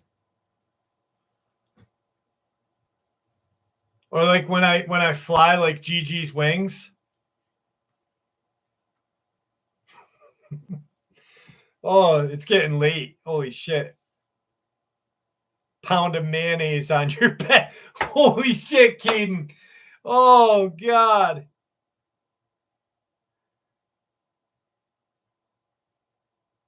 Anastasia. Oh, my goodness gracious, kids. You know, it's always good to laugh, you know? Andy, awesome. Thanks, brother. Appreciate that. I really do.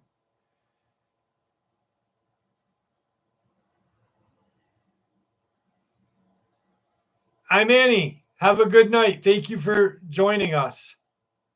I'm glad you had a good time with us tonight.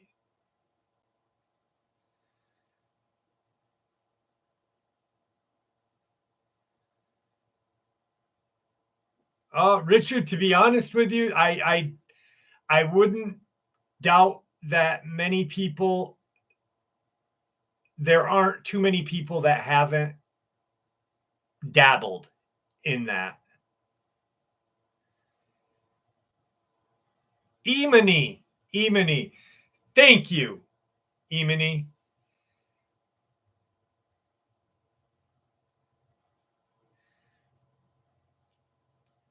I wonder, you know, the stick by the rock, yes, but I wonder if that was like, you know, that little this piece of celery that he put out. I bet you that was to bite down on, because I don't know too many dogmen that go after celery or crawlers or Bigfoot at that matter.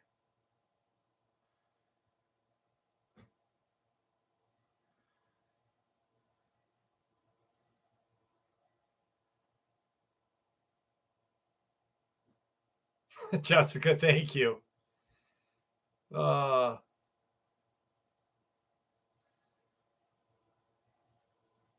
Kick him in the nards.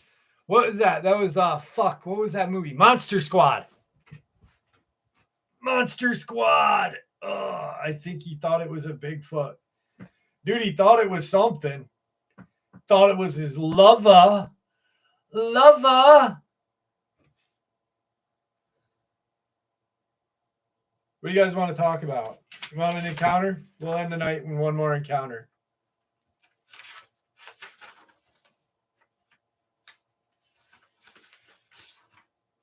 All right. This will be a good one, guys. Because I love you. Lover. I always liked hearing ghost stories as a kid, but never found them scary, as I firmly believed that such things didn't exist. This view changed during my high school freshman year in the early 90s when I was living near Montclair, California, which is in San Bernardino County, about a half an hour drive east of LA. So not some rural or remote area. The house I lived in was about a 10-minute walk from the high school, so each day my mom would take my sisters to school on her way back to work and pick them up on her way home. This meant I had the entire house to myself from about 7 a.m. to about 6 p.m.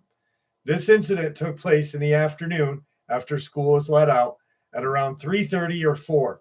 So not in the dead of night when the eyes can play tricks.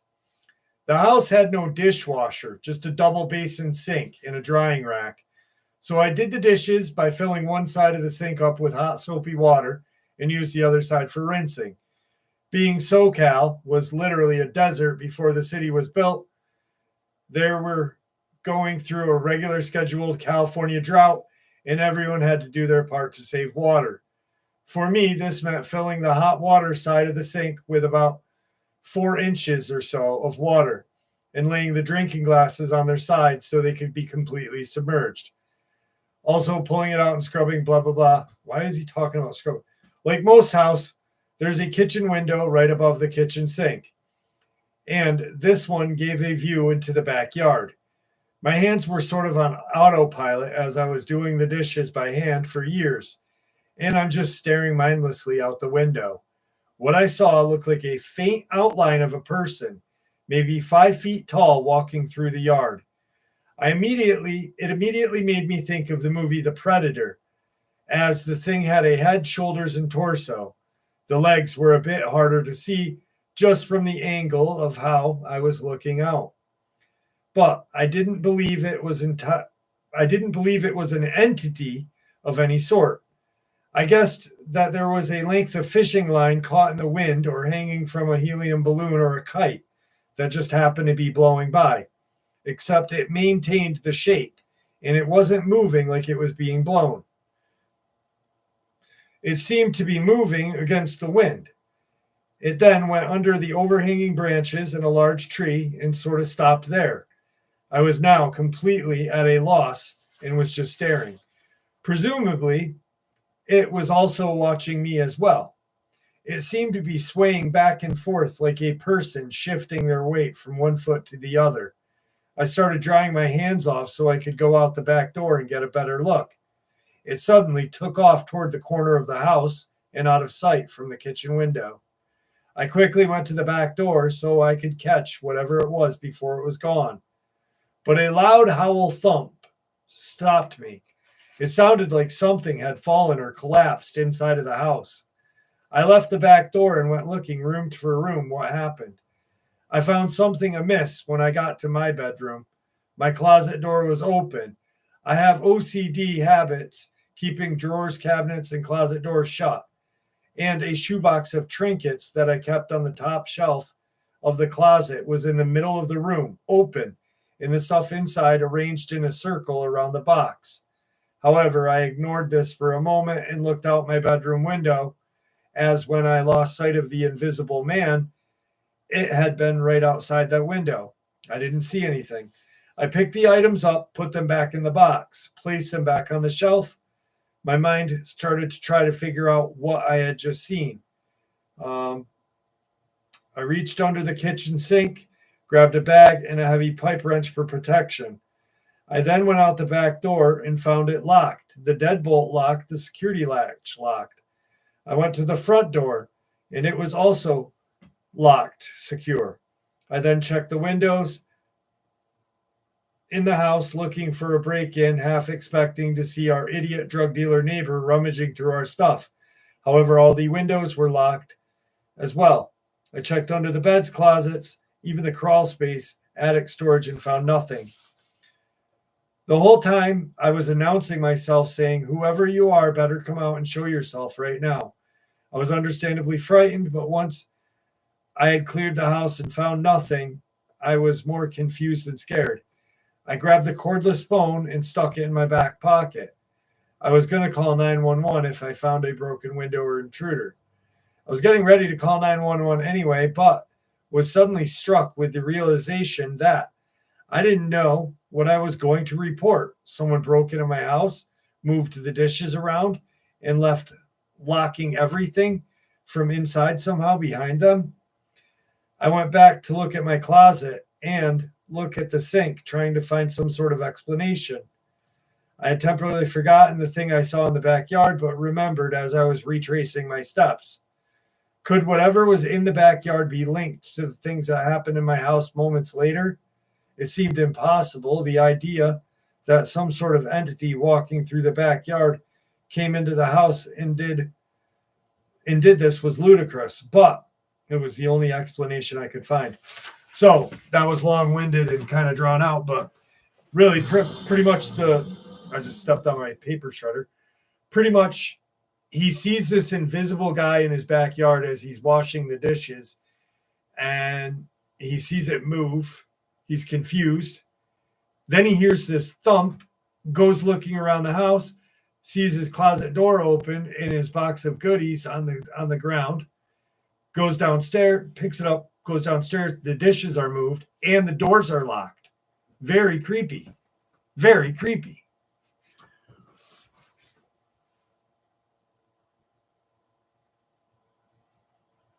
Lunatic Fringe, have a good night, my friend.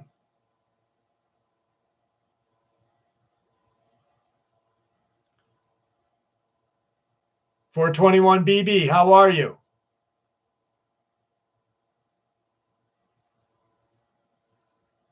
Can you imagine that though? But here's the strange thing. So it locked the doors, right?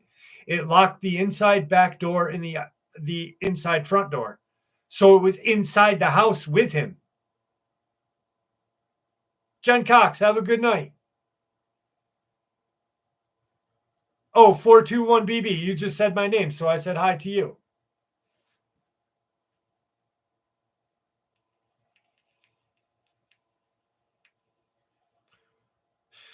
You know, that reminds me of when I was a kid, and I shared this once before. When I was a kid, we had, so the house that my dad bought when he got out of the Navy was in the village of South Glens Falls. And it was a cute little house, great neighborhood. Oh, I'm happy that you're here too, 421 BB. Jane, remember, 421 BB is a friend of the channel. Don't shut him out tonight. Remember when he made that comment and you thought he was being mean? So Tracy, how are you? Okay, so really quick. So the house that my dad bought when he got out of the Navy was in the middle of South Glens Falls Village. It's a quaint little village. And the house was interesting because like the attic stairs were here and the basement stairs were here. So they went like crossways. And then the house, you could actually go around in a circle. So like if you were in the living room and you looked that way, my parents' room was here, bathroom, my room, and then back around the kitchen. So I come out of my bathroom or my bedroom, and my mom's like, we're going apple picking. And I'm like, sweet, apple picking. And the door to the attic had a lock at the top. You know, those like bolt locks that you had to push up and then slide and then put it down. And it was way too high for me to grab, but it had the skeleton key eye hole. So you look in and you could see just a little bit. So I remember I had looked through the keyhole, and up the stairs all the way to the end was a window, and it always gave light because there was no shades. It was just a storage attic. Well, this one time I looked through and there was no light, and it was middle of the day. And I'm like, what the hell? I'm only like 6. And I'm like, I knew something was wrong at that point. And I knocked on the door just like that. And something literally went back to me. And I'm like, holy shit. So I don't say anything to my parents. And we go apple picking. And we go back we come back that night, and everything's fine. Everything's perfectly fine. And so I then the next day, my dad's at work. Because when he retired from the Navy, he went and worked for a paper mill called Finch Brine. So me and my mom go to the toy store and we go to get dinner, which was just like subs and birch beer and soda. And I remember that day at the toy store because I got G.I. Joe guy. And we got home, right? My mom was very adamant about locking the doors in the house. We get home and that attic door is wide open. And my mom would never unlock that because she didn't want me going upstairs and hurting myself. But whatever was inside the attic somehow opened that door and came through. When we got home, the doors were locked in the house. So somehow something got in the house or got out of the attic. It was fucking crazy. You know it, Caden. You know it. I got Copperhead and the water moccasin G.I. Joe toy, baby. It was really weird.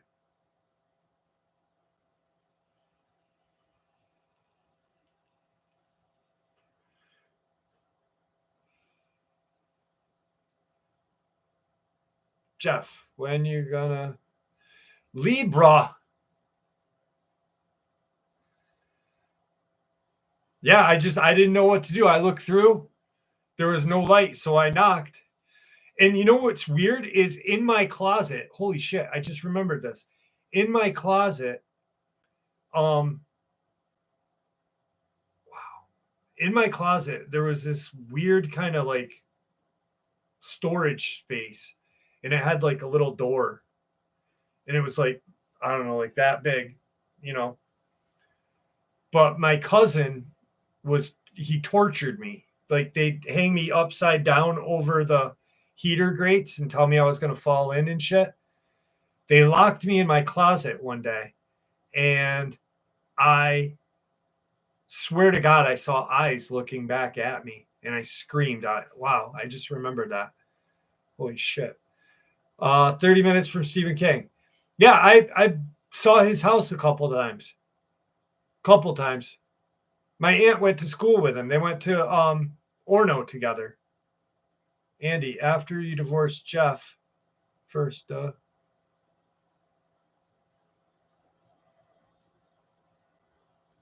yes, I do have big hands. You know what big hands mean?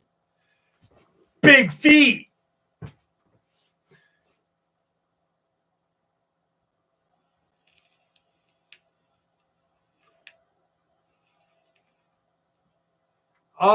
Cullen, I haven't had that many, just a couple different things. The house I live in now is haunted.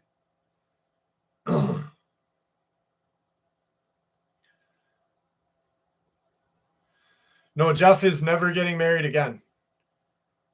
Jeff is never getting married again. I'm 6 foot.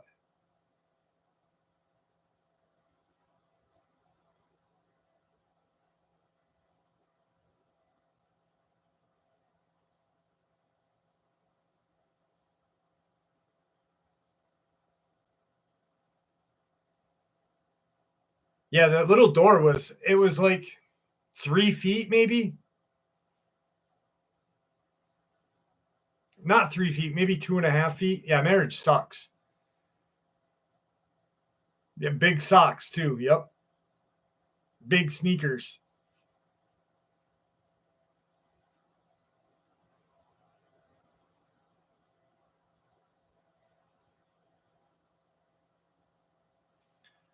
I honestly, I don't know if she does or not. I think she does. I don't know. I never talked to her about that. You know it, Libra.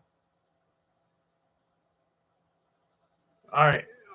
Brian, I'm going to put my email in the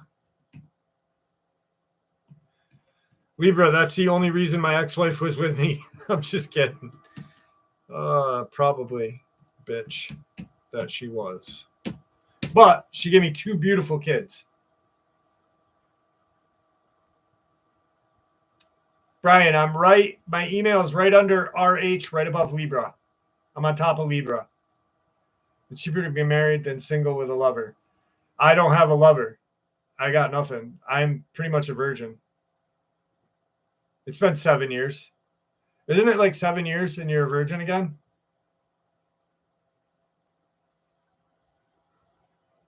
Creepy porcelain dolls. Fuck dolls. Dolls are scary.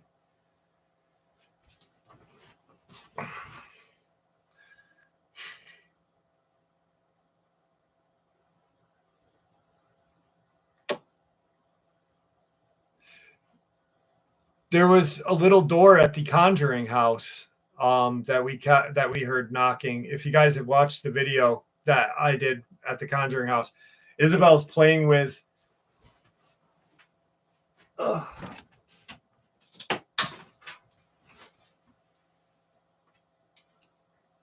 My daughter was playing with these.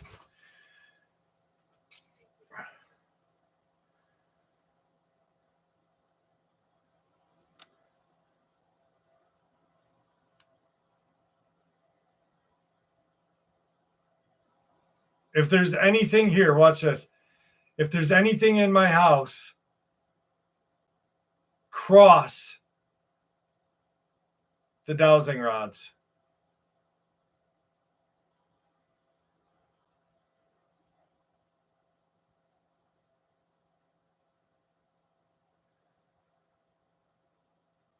Uncross them.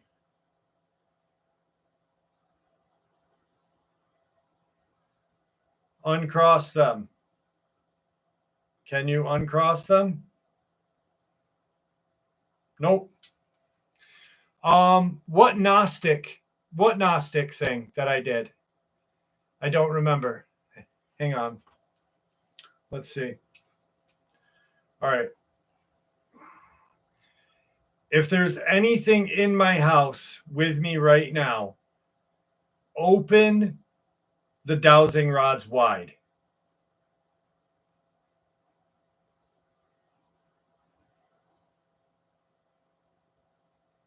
I'm not moving my hands, guys. You can see it.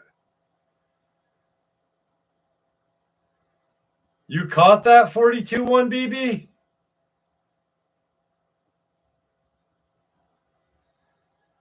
All right.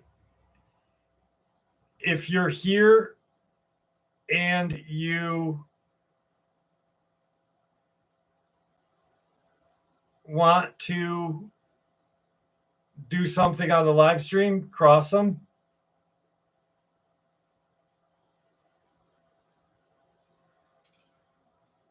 Holy shit. I'm done.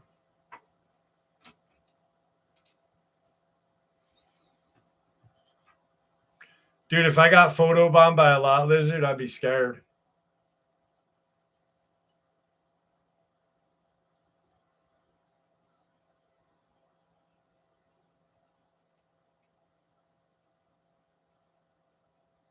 Good night, MJ.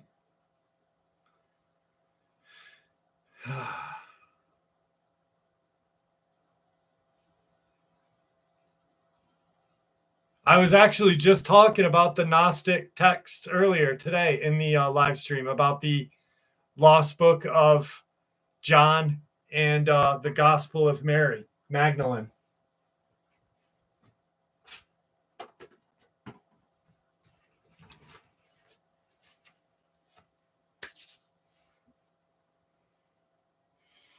Caden, you got me. You got me, Caden. All right, guys. I had a blast. 3 hours and 30 minutes. What a good time.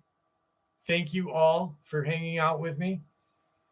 Yeah. Actually, Libra, you've never heard the reason why I think I got diagnosed with my terminal disease? It's because of a Ouija board. They said I was going to die. So me and everyone that used the Ouija board that night, out of the 4 people, 2 are dead. I have a terminal illness, and the other one has another terminal illness and is spiritually dead. So yeah.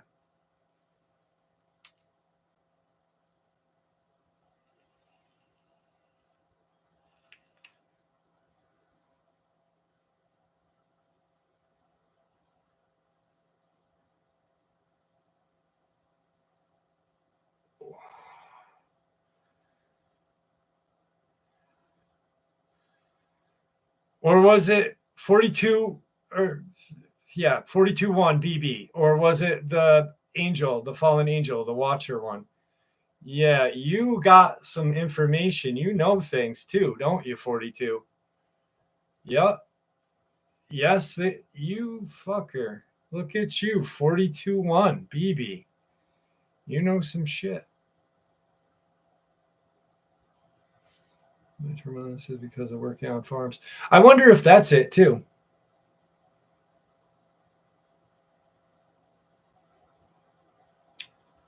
He's talking about me, Bad Pup, about things that I was talking about on one of my things.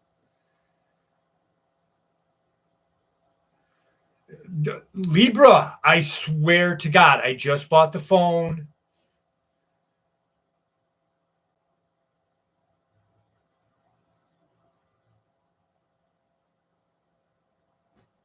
Good night, Jessica. Have a good night. Oh, very sorry. What kind of? I was diagnosed with PNH. Ooh, Lou Gehrig's. Shit, man. I'm so sorry. Damn it. That must have been hard. Fuck.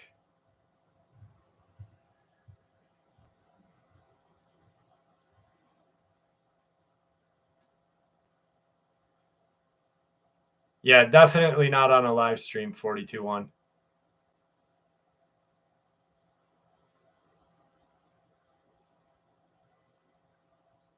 Morgue official.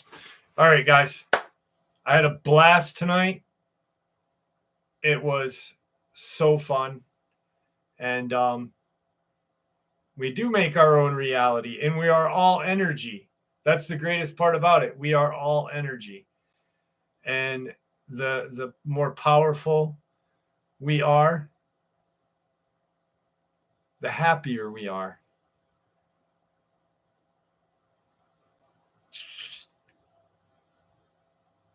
I hope so, Libra. That's what I strive to do.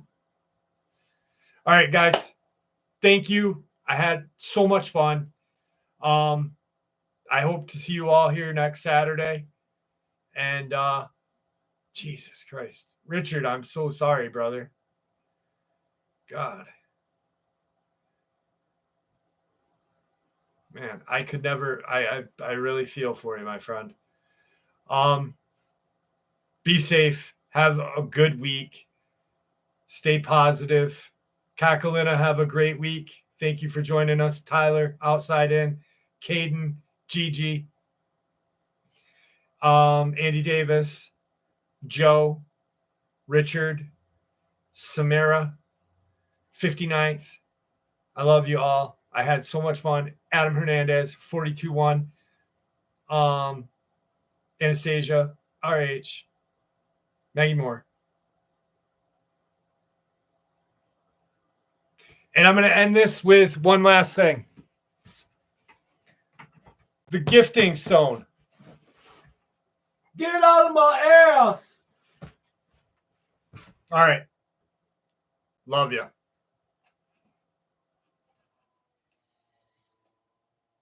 You too, Libra. $20 is $20. Unless it's 10.